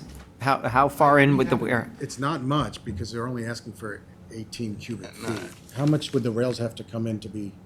I don't have that answer yet. Yeah, I mean, I could get you that. So I'm saying, but if It's the railings, not- if it the really rails does come in, nothing. then you withdraw the application, and we don't even hear any of this other stuff. Pyramid, Yes. if the rails are 3 feet, they have to come in 3 feet to be outside of the pyramid, roughly, but I don't know that yet. I just want to mention this to the board. When we talk about a roof deck, the roof deck is roughly 10 feet, 11 feet above the street level. Okay? Because of the topography, okay, if this is street, this is actually the second floor that you enter in. First floor is half underground. So it's not like a roof deck that is 30 feet high or 32 feet high. I understand, I remember that from the Okay, original. What's the so, total height? Yeah. At the height, At the highest, Grade or at, right here, what's the? at the total? lowest grade. here, the highest grade, Well, the lowest one. lowest grade, approximately 12 feet. no, at the lowest So the grade, roof deck Lowest is where it slopes roughly down from. 12 feet above the street level. street level, but when you go You down. go down. And as you go down, the What's the- topography goes down, and first floor is walkout. Yeah, but what's the height at height. the lowest grade? That's what he's asking. Okay, what, the lowest grade, I don't have dimensions here, but Right here, what does that say? 25? let's see. Anthony, was planning involved in this at all, or no? Thank God. Phew. 25? Okay. 25 and 9/8. Okay. 23 and 9/8. Is That's anyone, Well within, who has younger the eyes tallest than me? part of the house. Candace? Don't ask Yeah, don't ask me. I can't see anything. neither can I. All right, where are we going with this? We want to hear from people in the audience who may want to make a comment, so, feel free, come up. This is the, Okay, and have I sworn you in before? No, ma'am. Okay. Are you an attorney? No. All right. Do you swear to tell the truth, the whole truth, and nothing but the truth? Yes, I do. Please state your name and My address. name's Jeff Allen. Okay, Jeff. Jeff, Jeff, are you laughing with Ian or Ian? I became a real estate developer by mistake. I'm sure all of you are familiar with the name Jim Zizzi. I'm the guy that got cheated out of $2.5 million. So I just want to make it very clear that I don't lie, cheat, or steal to anybody. I don't deceive. I'm sorry if anybody feels misled by me. We went through the process. I hired an architect, Mayron, who told me I needed pyramid relief from the ZBA. He was always aware that I was going to put, it's a very small lot. And I also had to deal with the DEC. I'm on a 47-foot bluff, but I have to be 100 feet off of the high water mark, which leaves no room for a jacuzzi or a hot tub, we'll call it, because it's only a 3-person hot tub. Not for a party, because, maybe, it's one more than a couple, but we live in a crazy world, okay? right. But it's Let's not go there. it's a 3-person hot tub, not 30, there's no party. let's not go there. So I have to come 100 feet off the high water line. So by having to come 100 feet, I'm very limited on the space on the ground. I don't even have room for really, I put in a roll-in barbecue, but for the value of the house, a roll-in barbecue doesn't work. You call it an outdoor kitchen, it's a barbecue on the roof, just like you have that have on the ground. But I don't have ground space. And that 100 feet from the end of the pool to the water, I'm not allowed to really do anything with that except put a lounge chair maybe. So I had to deal with an architect who said, I need pyramid relief from the ZBA. So we applied for pyramid relief. I had even asked him at one point, I said, why don't we have the kitchen drawn in? And he says, well, that's a different department. That's the building department. They approve whether you can have, you gave us the bulkhead for the stairs. There's you'll call it a bathroom. It's big enough for a 20-inch sink and a little toilet bowl, so you don't have to run down, because this house doesn't have an elevator. And although you consider it 2 stories, it's 1 level on the street side, and the water side, we come out of the basement. So it took a lot of excavating to make the basement come out. I did not try to deceive anybody. I just wanted to build a house and move on in my life to other things. So we got the permits the way I was told we need to get the permits. If it offended anybody, I'm truly sorry. If somebody would have told me I needed to tell you that I'm going to put a barbecue on the roof, or if I wanted to have 2 lounge chairs, there's 4 lounge chairs on the roof. So I don't know what size party you're having with 4 lounge chairs. It's a 5-bedroom house with a kitchen living room area. There's no den, there's no space. It's a 1,800, approximately 1,800 square footprint. The idea that I'm 11,000 square feet too big, the whole house is 3,600. So I don't even know where 11,000 comes in. So I have a neighbor that's unhappy, and on my block right now, there's construction going on to the left of me. They're putting up a new house. I'm sure they must have been before you. If not, maybe they, because it's a bigger lot, maybe they did need to go before you. And they'll put whatever they want on their roof, as long as the building department will permit it. There's a house down the block being built. But because my lot is so small, I had to come to you for pyramid relief. If somebody would have said other, I would have done other. I've been the victim in this town, again, from Jim Zizzi. Look me up, Jeff Allen, Jim Zizzi. You'll see that I'm not telling you a story. But I wanted to come here because it's 18 square feet. And I did say to the architect at one point, they said, because if you look at your plan, the railing, it does show it in the plan. And he said, oh, you don't have to show the square footage because it's required by code. You have to have a rail. So I'm not saying he did the right thing or the wrong thing. I'm saying this is my story. I did not plan on deceiving anybody. I just wanted to build a house, live in peace, and didn't even expect to speak today. I didn't want to speak. I'm dry mouthed. I'm not a public speaker. That's my story. So actually, I appreciate your comments, and I'm glad you did speak. Yes, Yes. yes, thank you very Anybody much. have water? Water fountain, water outside. Water, yeah. Water fountain right outside, to the left. Okay. Is there anybody else in the audience who wishes to be heard? Please come forward. Susan? Susan, can I ask something? Yes, go ahead, Helen, but you've got to speak up. We're having a hard time hearing you. I'd like to ask Carl. Carl, have you seen in the package an Exhibit C, dated March 16, 2024, the two ads, the one that says Malibu meets the Hamptons? It's a description of your application, and it includes the all the elements that this gentleman says aren't on the roof. It says that they are on the roof. And then there's the picture of the lounge chairs, large, very large lounge chairs, and there's 5 of them. Then there's the outdoor kitchen, not just a grill. In fact, there's 2 more lounge chairs. So I don't know what this fellow, the supposed builder, is talking about. And then there's an ad from Nest Seekers to, for the sale of this house. Pergola, we wanted to put that, but we couldn't put it because it was above the height. And then, but it's all in the ad. Each bed, this is a 5-bedroom, 5-bath house, 5 ensuite bedroom, 2 half baths, modern estate, overlooking Shinnecock Bay. Each bedroom provides comfort and privacy.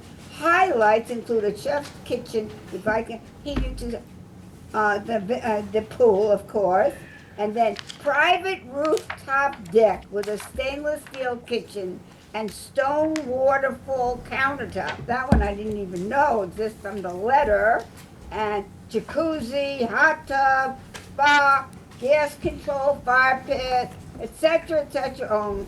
So, I mean, and then of course, I never read the rest of the list, Carl. Do you have a copy, Carl? It's really important that you should have this packet that was produced by the tenant. I mean, this is compiled. Sure, and they had this lawyer, Robert Merrill, and I don't know why they're not here today. Maybe I don't know if they were told to appear today. They're here. They're here. Are they here? The neighbor is here, yes, Helen. Yeah, we're going to hear Helen from the neighbor next. Okay, I just want to, I never had an opportunity to mention the actually, Oh, you're talking about the pergola on there? items that they had in their That's list. not that. How is that on this picture? So I just see, Helen, the owner would like to respond to you. Please come up to no the problem. microphone. Yeah, it's CGI, yes. Hi, Helen, this is Jeff Allen. The marketing, I'm in the entertainment industry primarily. This house is on a 47-foot bluff. If you've ever been to Malibu, many of the homes sit on bluffs on top of the water. So the idea of Malibu meets the Hamptons was not to insinuate anything other than it had a Malibu feel to it. If there are 4 or 5 lounge chairs on the roof, that's possible. It is a 5-bedroom house, so if you have one person in each bedroom, that would be 5 lounge chairs. It does have an aluminum kitchen. It has an aluminum, sink. But it is by far not a party house. It's a home for a family, and it's only I think about 3,630 square feet in size. It is restricted on the land that I have available to me, as I had to be 100 feet off of the high water mark, and I did the best I could, and I apologize if my description offends you, but it is not meant to insinuate a party, as many families live in Malibu and call it home. Okay. And also, from what I understand, this is a computer-generated picture, and the pergola does not exist. And so some of the items that may be shown on this are not real. Correct. Okay, let's move on. I want the neighbor to have an opportunity to speak. And I have sworn you in the past. Just please state your name and address again. Chris Sievernick, 38 Ocean View Drive, Southampton, 11968. Okay, Chris. A lot to unpack. But I want to start at the beginning because there's this discussion about. You gotta stay by the mic, sir. Oh, sorry, yes. What was disclosed to the ZBA board, and I would like to pass around Candace, do you the have? response from my architect. Does Candace have these? You need to give it to Candace first. Everybody can have a copy of it. 2 copies To to Candace. I'm gonna give one of these to Carl, just so he can. I have no idea what that is. Neither do we. So here you go. Is there enough there? Just pass it down. Yeah, take one, and you and I can share this. This is again that pyramid, alternative pyramid calculation? All right. You're sharing? No, I just said Chris, I am going to set some time limits on Okay, this. We've cool. heard from you many Cool. times, and, you're wonderful in providing us with written. So let's try to keep our comments very short and to the point. Short and factual? Yes, Okay. we don't need to go through the whole history, because you've done that for us a number of times. Number one, the use of the roof deck was never disclosed to the ZBA, and it was never in any plan to the ZBA. It was given to the building department, and the building department approved the plans. In September 24, we got the permit from the building department. And by that time, the roof and the railing, the glass railing, was already done. So you had always planned from the very beginning to use this roof as the 3rd floor that you were not allowed to build. Okay, I think the key issue. What I passed around, I just want to dispute that. It says- Carl, hold on. Let him finish, please, and then Can I we'll finish? you can respond, please. Just let him finish. The key issue is all night. the violation of the pyramid law, and the drawing that you all have that I received from the building department, a survey that was ordered by either the builder or the owner, shows a pyramid violation of 11,800 cubic feet. So that has nothing to do with the square footage of the house. And so nothing has changed. All the issues are in my letter to you. And I think what needs to be resolved first is the egregious violation of the pyramid law, the 11,000-something cubic feet. Personally, I think the architectural feature can be redesigned to be not as monstrous. And secondly, I think the roof deck should be disallowed to be used as kind of an open-air party and entertainment deck. It's a roof, it was a roof in these drawings that are in front of you, and it has been changed into this entertainment area. So I would like to resolve the violation of the pyramid law. That's the most important issue to me and to my wife. Okay. you talked before about some mitigation. What are you thinking? Well, I'd have to speak. with Yes, the no, client, opposite, yeah. absolutely. But I just want to respond. These plans that I gave you are stamped, received by the Zoning Board of Appeals on July 26th of 2022. They're very And they show- basic. But it shows a roof deck. The statement that the roof deck was not disclosed to this board is not accurate. I think the statement meant in its iteration now, what the roof deck looks now with the jacuzzi and the outdoor kitchen and the whole thing. But you didn't need to come for us for that. No, No, that's I what know, don't. but you got a building permit, but I think when we were considering the allowance of the cubic feet for the variance, we were not under the impression that this was gonna be a very active area, we. But I don't think we can grant variances based on what they're gonna use it for. Yeah, That's- but, so I, Sometimes we look at, okay, what's the need? We look at the need. see, where I disagree, Bob, and I think Kevin articulated this, is I wasn't sitting here then. So I don't know what I would have said at the time, but my sense is if I had seen the plans as they currently exist with all this potential activity on this roof deck, I would have asked myself, and probably asked you and your clients, should I be thinking about this as third floor, which requires different issues to be addressed? And I did not have that ability, because one, I wasn't here, and two, the people who were here, I don't know if that's what they would have done. But that's where we're getting hung up. This My doesn't qualify issue is as this, a if you- third. But I have to say, in all fairness, that we have often had roof decks, come before us, and where we have turned them down, and you may have been involved, where they have pergolas, and they, violate. pergola down. Right, so, but people do actively use their roof decks. Absolutely. And so, But that element of the roof deck needed relief. that's right, that's what I'm None of saying. these do. I understand, and that these you're have objecting permits. to. The only thing that needs relief is the safety rail.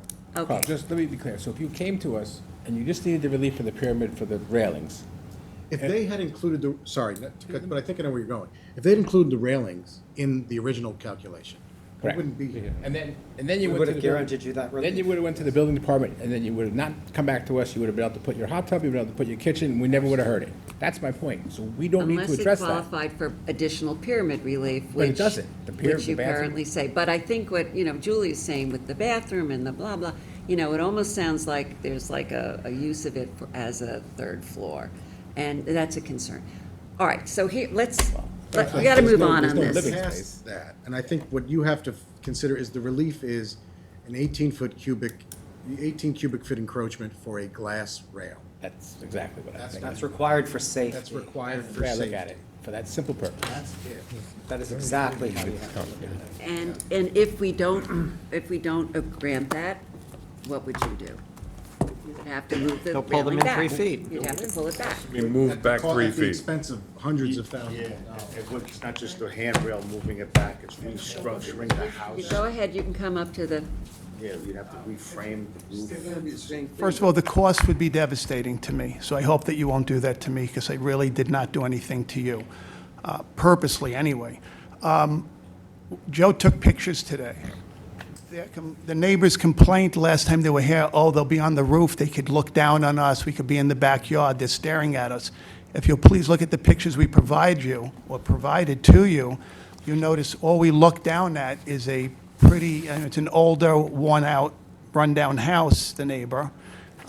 If you'll look, you'll see all we look at is his roof. They don't see us, we don't see them. Because we had to move it back 100 feet off the high water mark, we're closer to the street. They're closer to the water. We're nowhere near them. We're on top of, in front of our house to the right is the roof of their home, okay. not their backyard. And there's no lighting Thank you. out there, there's none of that other stuff that's gonna affect, right? Heavy fir You can't see vegetation. them. Okay. Do you have lighting out there? No. Do you have like There's not overhead lighting. dark sky No, issues? No, no, no. There's no, That sound. there was no overhead lighting at all. Okay. Carl, I have no problem with it. All right, just one more comment, and then we're gonna have to move on, because we've been. May I say something? All right, hold on. Yes, go ahead, Chris. My comment is, Jeff, it's not correct what you're saying. Our master bedroom, one of our guest bedrooms, and our master bathroom is facing that house, and it's not facing one deck, it is actually facing the third floor deck, and it's facing the second floor deck, which is right in front of their master bedroom. So we have to close all our windows all the time, and they're right next to us. Okay, That is a fact. okay. All right, thank you very much for your comments. Is there anybody on Zoom who wishes to be heard on this matter? Susan? Susan, may I say something? All right, we're moving along, Helen, so yes, go ahead. Oh, I'd like to express my annoyance, I think that's the word, at the comments made by this builder when he used the word rundown house, describing our neighbor. That's not for him to, as part of the important things that he supposedly has to say to us. Nor does he need to tell us that by not giving him what he needs, it's a personally against him and what it means to him. Okay, And thank you, Helen. Getting what our job is, that's it. Okay, That's it. thank you. Can we go back to Susan? You started asking about mitigation. Carl, you were going to suggest perhaps? I can't, I'd have to talk to. Okay. So I'd be interested in hearing what you might be willing to consider. Well, I think a couple of things. One, I think you need to show us, or what, don't turn it into an accounting nightmare, but I think, to move it, yeah. Put the record, demonstrate to the record that the cost of moving it is significant. That's one. No, we need it in writing, sir. We need it in writing. Yeah, We yeah, need to yeah. be submitted in We need an writing. estimate. Usually when we have something built and if we want it to be removed, we get an estimate of what the cost would be, just to flush out the record. And then, to me, the second question, somebody here asked it, which is a question of lighting, electricity, sound, and other things that make it a more active, livable space, as opposed to just a place that people once in a while go up on the roof for. But Because, I don't think that's before us, Kevin, in all fairness. well, I mean, I if think they're we're- offering mitigation, All right. knowing what is present first is a conversation relating to the mitigation. He doesn't even know if he's offering mitigation, but he's Well, going to that's true. discuss Can't with sit his here and act as client. code enforcement either. No, but I just want to be clear on this point, because I am where Kevin is. I would like to understand whether some mitigation is on offer, because it does relate to what you're going to submit to us by way of cost of the actual remediation to get you to compliance. And so maybe I'll say, oh, I can give this relief if you take down the speakers and do whatever it might be that you're going to offer. I do think they're related. Okay, it could be a trade-off. Susan, may I say something? Susan? Okay, One more little thing. Okay. And maybe it's not accurate today, but I'm looking at an ad, because you're talking about the monies that would be needed to remediate the situation, that I have an ad in front of me where they are asking 9 million. all right, Helen, Ellen, I have to, let's move on. I think you made your points before. Okay, thank you, Susan. Okay, so, whose is this? That's this beauty. This is Robert's. That's this beauty. mine. It's Bob's. Yeah, this is mine. Bob's. Carl, Bob. Carl. This is mine. What do you want to hold it open? How do we want to, what do you want to do? I can offer some mitigation now. I don't know, we, What would it be? We can What's, submit, all right, why don't you give us a Tell us what it tease is on and what put it the in writing. mitigation might be, and then we're not gonna hold you totally to it, you can reconsider and you can submit, we would remove all outdoor speakers. and that's the only mitigation? Well, I mean, I've had 2 minutes to discuss it. Yeah. All right, I think it's worth considering further. okay. I mean, further mitigation. Yeah, to be okay. clear. Give it some, give some consideration. And we, whatever it is, we want it binding and running with the property, so, It's a condition of the variance. right, I'm just saying, but, It is, full that's what it disclosure. is, it goes with the permit. And I'll just say, to be clear, speakers don't get me there, so. I'll be clear, By I way of don't have a guidance. problem speaking, just so we're clear. So I can put them back in for you? For me, put them in. I don't think you put it back in. But we do want some wanna sort of hold it a open cost then? estimate for the, the pushing back of the, because what's before us right now is the 18 Right. cubic feet. And Exactly. so that's what we want to mitigation, what's the cost of that? And if the You can cost submit is, that. Do you want to close the hearing? It's gonna cost me hundreds of thousands of or dollars. we just can't do, I know, but I know, but the house is not, you gotta understand that They a can't hear rail, you from there. I don't. a rail has to be mounted to a solid beam, we'll call it. Where it's mounted, the house was designed, if you look at the plan that you approved, it shows a rail in that spot. That's where it has to be mounted. For me to move it to another part of the roof, even 3 feet, there is no support, you just can't screw it into the roof, into a but piece I of would, plywood. I Somebody's would gonna get appreciate killed. getting a detailed description of that with some estimates, because that Not will saying- go into, we may not require not it, telling you to but. do it. Happily, I'll happily get it for you, but I'm gonna You know say what again, we need. I thought the ZBA was for pyramid relief. It If is. somebody would have told me I needed your permission to, I'm doing a house right now in the village, I have to go to the ARB for the color of the house, the shingles. If somebody would have told me that you act like the ARB or the building department, I certainly would have given it to you. I This appreciate didn't- that. This wasn't the haphazard, think I'll build a house, now let's throw, Okay. the pieces were always what the Okay. pieces were. I was Okay, not told. I appreciate what you're understand, saying. we I agree. appreciate that, and if you can give us. It's highly frustrating, I apologize. Yeah, no, and I understand, we can be incredibly frustrated. Wanna hold it open? Well, it's just a rail, and if code didn't require the rail, I wouldn't put up a rail. Well, then you couldn't have a roof. I understand, but you gave me a roof, and the rail's shown on the plan you approved, it's right there. That's part of the issue I have. The building department already Right approved there. this. And I That's- think you're overstepping your boundary personally, but I'm not an attorney. The building department approved this, and they built it to spec. With the glass rail? Yes. Okay, that's the problem I have. Katie, do you have anything you want to comment on? No, no. No, no. No guidance on this? Okay. Can I have one more last? All right. No, this has no, to no, be- no, no, yeah, no, no, we really no. have to Let's end be it. done. Come on, no. All right, okay. Let's, no. Please, please. I don't even know what that means. Come back again with some ideas as to what you could do and, But we need the cost. I can't afford to move the rail. So what else would you be willing to do by way of mitigation that might make some of us more inclined to grant the variance? I can't negotiate it with you now. no, sir, holding it open means that you would speak with Carl and the two of you would come up with a proposal and then you would come back at another date and you would make that proposal to us. Second. All right, let's, Okay, Carl, do you, I'm gonna adjourn it. Yeah, let's just adjourn it. Carl, we're gonna adjourn to 11, Can we get a quick date? Candace. There are no quick dates. 12/4. It's already October. We're crazed.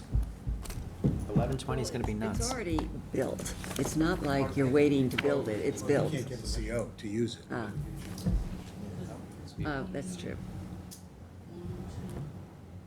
On 12/4, Well, because then by we're 7, you either already have 10. up or down. You already have- Give him you an have- opportunity you already to have 3 argue it. holdovers. Maybe we close it and we'll submit 7 new mitigation and ones. written comment? Yeah, but then you're just rolling the dice. You are rolling the dice. We're always rolling the dice. Sometimes you're rolling at a higher value craps table than others. Yeah, so I would hold it Well, on what's that. the earliest date we could do, Candace? It's really up to you. I mean, you don't wanna do anything on 11/20 because you already have 9. I say 12/4. 6, but on 16th is 12/4 closed? Right now, 10/16, you wanna come back 10/16? We've got so many. Back on Yeah. 10/16. Carl, I'm adjourning it to 10:16, okay? And what big ones do we have? Next- I don't think you're, they're not listed, you know. All right. So, Very second. all right, so wait a second. Wait, Go what is ahead. it? We're gonna make a 10:16. motion. Yeah. We're gonna adjourn to 10:16. Okay. Who moved, who seconded? Bob moved. I Did moved. somebody second? Second. Mr. Macedonia? Aye. Mr. Leonard? Aye. Ms. Kane? Aye. Mr. Redmond? Mr. McDonald? Aye. Ms. Burgess? Aye. Chair votes aye. Okay, 10:16. Okay. Where are you? Okay, we are. I totally lost where they are. Number 14. What? Oh, are we doing number 1 now? Yes, Carl, we're gonna That's do right. Sagvine. Number 1 on the agenda, Sagvine Properties LLC, 775 Middle Line Highway, Noyak, Suffolk County Tax Map Number 900-23-1-81.3. Applicant requests relief for the following sections of the Town Code for a proposed subdivision on a parcel with a cell tower. 1, Section 330-6, General Regulations that references Section 330-11, Residence Districts Table of Dimensional Regulations for lot area from 200,000 square feet to 25,350 square feet, lot width from 200 feet to 168.15 feet, a front yard setback from 100 feet to 13 feet, a rear yard setback from 100 feet to 94 feet, a minimum side yard setback from 50 feet to 10 feet, and total side yards from 125 to 38 feet. In addition, applicant requests relief from Town Code Section 330-308G, cell tower site design standards for a distance to lot line being less than the height of the tower, 190 feet required, and any other relief necessary. Board has jurisdiction. This sounds like a lot, but I can break it down pretty easily. Please. This is a subdivision that's being requested by the Community Preservation Fund. The reason everything is drawn so strangely, and there's a letter from Jackie Fenwick, because the town is trying to preserve as much as possible. If the planning board is considering this subdivision now, a condition of this subdivision is that the parcel with the cell tower on it will always remain a cell tower until it becomes unfeasible, and then the town has a right of first refusal to purchase it. It can never be used as a residential lot. The drawing that you're looking of, that odd lot that you see in front of you, was drawn by the town board as part of its preservation measure. We need relief from this board. But the town board has expressed its willingness to purchase this lot under these circumstances. And if you have any more questions, I can tell you, but I think Jackie's letter is in your file. Yes, it is. Yes. So if, This is mine. I went to look at it, actually met some of the people working there. It's a large area. A lot of it is gravelled, unfortunately. The part that they're buying is gravelled. When you've cut out a section around the tower just for the use, and it looks like they've made it as small as they can in order to preserve as much property as they can. The one thing I had a question about, which I think Kevin may have, is the a variance on the distance to the lot line of being less than 190 feet, and that's because if the tower falls down, you want it to fall on your property. So this is a shorter distance, so if the tower falls down, it'll fall down on vacant, town-owned land, which will be your responsibility, or your client's responsibility to remove. And it's clearly not even close to another house. There is a house on the gravel road that, goes up to it, way far away. I don't have a problem with this. I did notice, though, Carl, that on the final survey, I think there's no signature of the surveyor, just wanted to. But this is the final survey.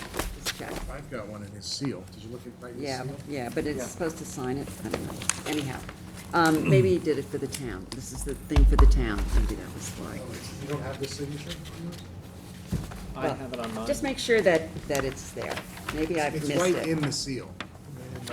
I'm looking at this You survey. don't have it either?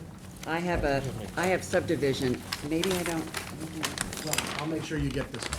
Okay, yeah, just make sure we get the correct survey. If I may, try not to throw a monkey wrench. It's not a monkey wrench, but because it's aquifer, I can't classify it as a type 2 action. It's an unlisted action.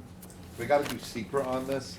I initially was gonna suggest, because it's unlisted and coordinating with the planning board, but actually I think we could go to the planning board and I could have them do an unlisted, uncoordinated review.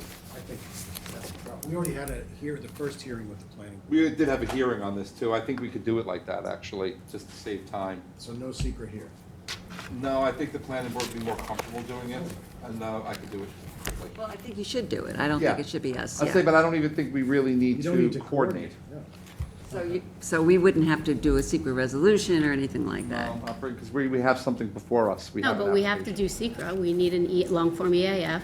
I'll get it from Carl. So we can't render a decision until we have it. But the action before us is an unlisted action. Yes, we've It's a gotta have it two-lot in the file. subdivision and an aquifer protection overlay district. Right, and what I'm saying is that because the planning board has a pending application, we could do an uncoordinated review in this case. Is that true even for preservation measures?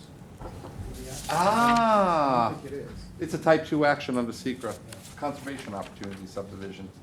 when you But think wait, about it. but what we're considering is not the conservation part. We're considering the parcels that's gonna stay as a commercial. Right, but those are area variances. What threw this initially for Yeah. the unlisted action was the fact that it's in the aquifer, but there is an exemption in the type 2 for conservation opportunity. All right, so then you. subdivision. So we don't need We're okay secret. with the type 2 action here. Okay, Okay. so cross off that list, okay. Okay.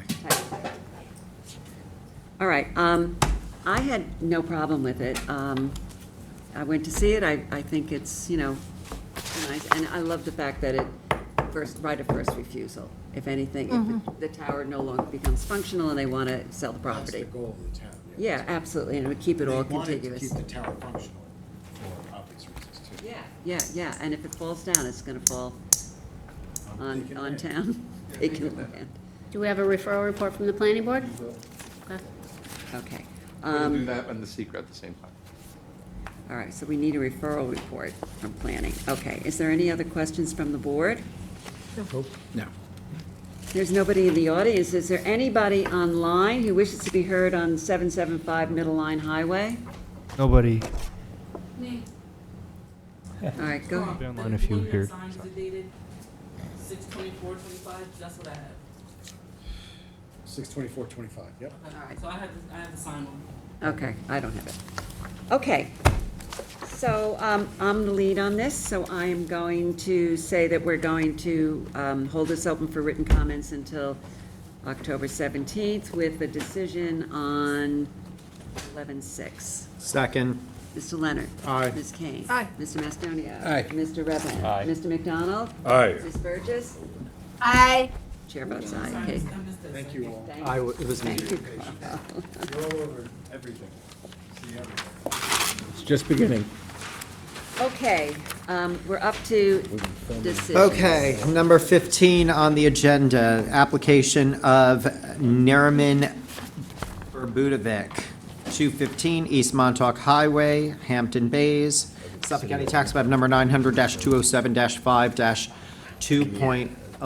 On April 3rd, 2025, this board by decision number D025039 granted a area variance for Lot 1 of a proposed two-lot subdivision by letter dated September 19, 2025. Maggie J. Vavrica, P.E., and Sarah M.B. Churchill, P.E., are requesting that said decision be modified to reflect an updated subdivision map showing the proposed flag strip on the east side of the property. So we got this letter, it basically said the Suffolk County Department of Health Services have asked them to shift the easement to the other side. There's a modification request. If the board's okay with it, there is a amended decision. Okay, so are we going to vote on it at this point? If everybody's okay with it, or? Yeah. Let's take a vote. Are you proposing it, John? Are you- Bob has it. Oh, Or no, is that what then you have it, right? Wait, who has the decision? Well, it's actually Helen, but you want me to read it? I'll read the decision. Yeah, you can read it. This is an amended decision, the matter of Nerman Brukovich. How did you pronounce it? Burbudovic. Burbudovic. I like that. Sorry. Suffolk County Tax Map 900-207-5-2.1. On April 3rd, 2025, this board by decision number D025039 granted an area lot variance for Lot 1 of a proposed two-lot subdivision. By letter dated September 19th, 2025, agents for the applicant requested that the decision be modified to reflect an updated subdivision map showing the proposed flag strip moved from the east side of the property as recommended, to the east side of the property as recommended by the Suffolk County Department of Public Works. As the request for relief remains the same with no other changes, this board hereby amends ZBA decision number D025039 dated September 19th, 2025 to refer to the subdivision map prepared by Sarah Marina Bodie Churchill, P.A. of North Star Engineering, last revised September 17, 2025. All other provisions of D025039 remain in full force and effect. Second. Mr. Mastonia. Aye. Ms. Kane. Aye. Mr. Leonard. Aye. Mr. Redhand. Aye. Mr. McDonald. Aye. Ms. Burgess. Aye. Chair votes aye. Okay, you've got the next one. You gotta Oh, just- first. I have to call Read it. it, Number and 16 then- on the agenda, the application of Barry Gordon, 153 Summerfield Lane, Watermill, Suffolk County Tax Map Number 900-104-2-21. On August 21, 2025, this board, by decision number D025099, granted variances for a proposed 55 by 110-foot sunken tennis court with the following condition, quote, "The installation and maintenance by the applicant and all successors in title of heavy vegetative screening on all four sides of the court, as shown on the Plot 1 sheet prepared by Charles W. Kuhn, R.A., received by this board on July 30th, 2025," end quote. By letter dated September 8, 2025, Charles W. Kuhn, R.A., is requesting that said decision be modified to refer to a plan sheet number SP1 that shows the vegetative screening to be installed only along the north and south property lines. So this was a minor application that the board had. There was no public hearing on it. The application and the plot plan showed literally proposed screening on all four sides of it. I guess when the applicant got the decision, they didn't want it to be screened on all four sides. They didn't realize that that had been proposed. They have asked to only screen it on the two sides for the neighbors because one side overlooks a horse farm and the other side they can see from their house. So that's what's before the board. Okay. So you want me to read the decision then? You can read the proposed Okay. decision. Amended decision in the matter of Barry Gordon, Suffolk County Tax Map 900-104-2-21. On August 21st, 2025, this board granted a minor side yard variance for a proposed 55 by 110 sunken tennis court. Agents for the applicant stated in the application that the court would be screened on all four sides and submitted a plot plan indicating such screening that was referenced in the decision. By letter received by this board July 30th, 2025, agents for the applicant asked that the screening be modified to be installed only along the north and south property lines since the court is adjacent to a horse farm on the east and the applicant's house and pool on the west. As amended, will not affect the screening necessary to mitigate the impacts to the neighbors and the privacy. ZBA decision number D025099 is hereby amended to modify the condition for screening to include the installation and maintenance by the applicant and all successors in title of heavy vegetative screening on the north and south property lines of the tennis court as shown on the Plot 1 sheet prepared by Charles W. Kuhn, registered architect, last revised September 18, 2025. All the provisions of D025099 remain in full force and effect. Second. Mr. Macedonia? Aye. Mr. Leonard? Aye. Ms. Kane? No. Mr. Redpen? Aye. Mr. McDonald? No. Ms. Burgess? Oh, Chair votes no. All right, so that motion failed. Motion fails. Julie, Kevin, myself, and Helen. Said no? Yep. No. Okay. So just to be prepared, the applicant may then send a letter asking you to reopen this so he can be heard on this. Because we never took any testimony, so that Okay. might follow. Yeah. okay. Okay, can we move on? What happened? Okay, what's next? You want me to read mine? What do we got? And decisions. Julie, I think. Okay. Maniscalco. This application is for property located at 47 Oneck Lane, West Hampton. Applicant requests variances for proposed additions to a pre-existing dwelling as discussed at the public hearings due to the pre-existing 3,250 cubic feet pyramid encroachment on the dwelling. The board was concerned about granting an additional 1,445 cubic feet of encroachment. In response, the applicant revised the plans to eliminate any new pyramid encroachment, and as modified, the board finds that the application passes the standards set forth in New York State town law and the town code. Therefore, this board grants relief from the following provisions of the town code. 1, for proposed additions to an existing dwelling on a non-conforming lot. 1, Town Code Section 330-6, as it relates to Town Code Section 330-11, Residence Districts Table of Dimensional Regulations for a principal rear yard setback of 50.8 feet where 60 feet is required, and for a total lot coverage of 21.5% where a maximum of 20% is permitted. And 2, Town Code Section 330-11, 115C, continuance for a principal front yard setback of 25.9 feet where 29.8 feet is existing, and a principal total side yard of 16.4 feet where 26.4 feet is existing. And 2, for the proposed front covered porch, Town Code Section 330-115C, for a principal front yard setback of 25.5 feet where 29.8 feet is existing, as shown on the survey prepared by Gary Benz, RA, last dated August 13, 2025, and the floor plans and elevations prepared by John Van Velsor, RA, last dated July 24, 2025. The grant of the foregoing relief is subject to such other conditions and permits as applicant has already acquired or may otherwise have to acquire for final approval of the subject premises. Second. Ms. Kane. Aye. Mr. Macedonia. Aye. Mr. Leonard. Aye. Mr. Redhand. No. Mr. McDonald. Aye. Ms. Burgess. No, Okay, chair votes aye. Martin Finkel and Juliet Jolema is the next one. Okay, that's me.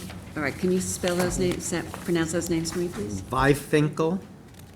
And Juliet, I'm saying Jolema, I have no idea what all it right. actually I is. have an application in their names for Suffolk County Tax Map 900-42-2-11. This application is for property located at 46 Peconic Bay Avenue, North Sea. Applicant requests a minor variance for the location of a proposed pool deck on a lot burdened by wetlands with the wetlands permit so ordered by the Supreme Court. As the applicant has modified the plans to eliminate the variance for the location of the proposed pool equipment, this board finds that the application passes the standards set forth in New York State Town Law and Town Code. Therefore, this board grants relief from the Town Code, Section 330-115D5, continuance for an accessory side yard setback of 7.8 feet where 10 feet is permitted for a proposed pool deck on a non-conforming lot as shown on the survey prepared by Jeffrey W. Hatterer, LS, last dated July 25th, 2025. Granted, this relief is subject to such other conditions and permits as applicant has already acquired or may otherwise have to acquire for final approval of subject premises. Second. Mr. Leonard. Aye. Ms. Kane. Aye. Mr. Macedonia. Aye. Mr. Redhand. Aye. Mr. McDonald. Aye. Ms. Burgess. aye, Chair votes aye. Okay, I have a second one on Matthew and Yazamin Salas, Suffolk County Tax Map 900-67-1-3.3. This application is for property located at 588 Hayground Road, Watermill. Applicants seek variances for a proposed pool house, outdoor shower, and outdoor kitchen on an unusually shaped lot burdened by 2 front yards and heavily screened by vegetation. This application passes the standards set forth in New York State Town Law and Town Code. Therefore, this board grants relief from the following provisions of the Town Code for a proposed pool house with outdoor shower and a proposed outdoor kitchen. 1, Town Code Section 330-6 General Regulations that references Town Code Section 330-11 Resident Districts Table of Dimensional Regulations for accessory front lot line setbacks of 30.2 feet where 90 feet is required.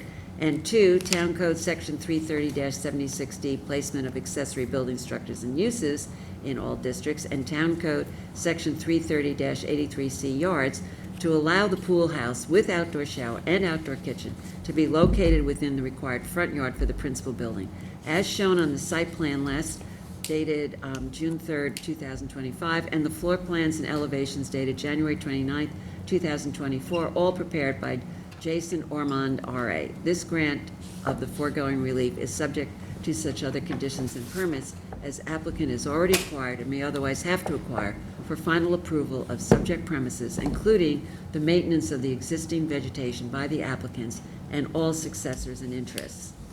Second. Mr. Leonard. Aye. Ms. Kane. Aye. Mr. Macedonia. Mr. Redhand. Aye. Mr. McDonald. Aye. Ms. Burgess. aye, Chair votes aye. Okay, I have a decision in the application of Aurelio Galvis and Yasmin Rojas. This application is Suffolk County Tax Map Number 900-266-1-14. This application is for property located at 161 Wakeman Road, Hampton Bays. Applicants request variances to convert an existing detached garage into an accessory apartment. The board finds that this application passes the standards set forth in New York State Town Law and the Town Code. Therefore, this board grants relief from the following provisions of the Town Code, Section 330-11.2, special standards for a proposed accessory apartment on a non-conforming lot. 1, for a lot area of 20,449 square feet where a minimum of 30,000 square feet is required. 2, a lot width of 75.1 feet where 84 feet is required, 70% of 120 feet. And 3, an accessory side yard setback of 10.2 feet where 14 feet is required, 70% of 20 feet. And an accessory rear yard setback of 13 feet where 14 feet, 70% of 20 feet for the existing detached garage, as shown on the survey prepared by Jason D. Leadingham, L.S., last revised July 15, 2025, and the floor plans and elevations of the accessory apartment prepared by Sean F. Leonard, R.A., last dated July 8, 2025. The grant of the foregoing relief is subject to such other conditions and permits as applicant has already acquired or may otherwise have to acquire for final approval of the subject premises, including that the applicant and all successors in interest maintain the existing vegetation, planting, screening, the proposed apartment. Second. Mr. Leonard. Aye. Mr. Mastonia. Aye. Ms. Kane. Aye. Mr. Redhead. Aye. Mr. McDonald. Aye. Ms. Burgess. Aye. Chair votes aye. Okay, Julie. Julie, you're- Okay. Stonehenge Investment, Suffolk County Town Map 900-148-2-30. This application is for property located at 98 Royal Avenue, Flanders. Applicant requests variances to legalize an existing detached garage that was constructed without a permit approximately 30 years ago. While this board does not condone construction done without approvals, it does find that the application passes the standards set forth in New York State Town Law and the Town Code. Therefore, this board grants relief from the following provisions of the Town Code to legalize an existing detached garage on a non-conforming lot.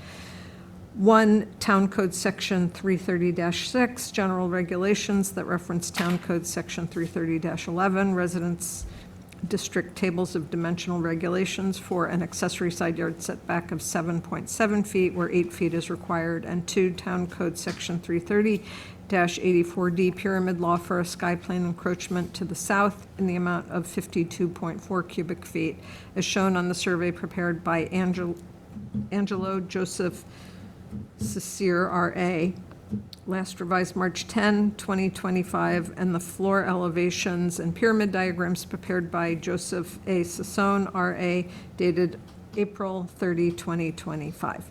The granting of this relief is subject to such other conditions and permits as applicant has already acquired or may otherwise have to acquire for final approval of the subject premises, including 1, the removal of the shed in the southeast corner of the property prior to the issuance of any certificate for the garage, and 2, that if the garage is ever to be demolished, any replacement must be constructed in a conforming location or new variances must be sought. Second. Ms. Kane. Aye. Mr. Mastonia. Aye. Mr. Leonard. Aye. Mr. Redhead. Aye. Mr. McDonald. Aye. Ms. Burgess. Aye. Chair votes aye. Okay, me. You go, This is Bob. for Kevin and Laura Martin, Suffolk County Tax Map 900-354-4-41.1. This application is for property located at 8 Summit Boulevard, West Hampton. Applicant seeks variances for a proposed addition to a pre-existing dwelling that includes a new garage, mudroom, and sunroom. This application passes the standards that set forth the New York State Town and Law and Town Code. Therefore, this board grants relief from the following provisions of Town Code for proposed addition. 1, Town Code 330-6, that references 330-11, for a principal minimum side yard setback of 17 feet, 8 1/4 inches where 20 feet is required, and 2, Town Code Section 330-115C, for a principal front yard setback of 21 1/4 feet where 27 feet 4 1/2 inches is existing, as shown in the survey prepared by Island-Wide Land Surveyors, last dated November 13, 2024, and a site plan and floor plan prepared by Philip Fradinello, registered architect, last dated May 5, 2025. The grant of the foregoing relief is subject to such other conditions and permits as applicant has already acquired or may otherwise have to acquire for final approval of the subject premises. Second. Mr. Mastonia. Aye. Mr. Leonard. Aye. Ms. Kane. Aye. Mr. Redhead. Aye. Mr. McDonald. Aye. Ms. Burgess. Aye. Chair votes aye. Okay, John, you've got the last one. All right, I have a decision for Jared Carino, Suffolk County Tax Map 900-362-4-28. This application is for property located at 28 Bonita Road, East Quogue. Applicant seeks variance for a small addition for storage to a pre-existing dwelling with a balcony above on a lot located in a flood zone and burdened by wetlands and 2 front yards. Applicant also seeks variances from the flood damage prevention provisions of the town code to allow both the sunroom and the basement to remain at elevation 8, where a design flood elevation of 10 is required. This board finds that since the improvements on the lot have been there since prior to the zoning and with appropriate conditions, this applicant passes the standards set forth in New York State town law and the town code. Therefore, this board grants relief from the following provisions of the town code for proposed addition and to maintain a basement in a special flood hazard area, town code 330-115C. Continuance for the front yard setback of 23.6 feet, where 29 feet is existing, and town code Chapter 169, flood damage prevention, undergoing a substantial improvement to a flood hazard area, Section 15, standards for all structure, to have a basement indwelling, and relief from Section 16, requirements for residential structures to leave the sunroom floor level at elevation 8 that is below the required design flood elevation of 10. This variances are shown, the survey prepared by Kenneth M. Warchuk, LS, last dated November 19, 2024, and the elevation pyramid diagram prepared by Alexander J. Kahn, R.A., dated July 16, 2025. This board notes that the formation plan showed that the reduction in the pyramid encroachment from what was previously granted in 2023, and the applicant agrees that the plans reflect that no further encroachments will be constructed. Should this dwelling ever be demolished, any new building must comply with all town code provisions, or the property owner must make a new application to the board. Second. No, it's not done No, yet. not done yet. The granting of this relief is subject to such Here we other go. conditions and permits as applicant has already I was ready. acquired or any otherwise have to acquire for a final approval of the subject premises, including securing a variance from the Department of State prior to the issuance of any certificate to the town, the removal of any electricity isolation foam in the vents and any other objects that may obstruct flood water from the properly entering and exiting the basement. That the basement space remain unfinished and non-habitable with compliant flood vents installed as required by the building department. And the filing of a hold harmless with the Suffolk County Clerk's Office with a copy of the recorded document in Suffolk County recording the endorsement page to be submitted to the building department. Mr. Redpath. Aye. Mr. Leonard. Aye. Ms. Kane. Aye. Mr. Mastriani. Aye. Mr. McDonald. No. And Ms. Burgess. No. Chair votes aye. Motion to close. Second. Third, fourth. All in favor? Aye. Meeting's adjourned.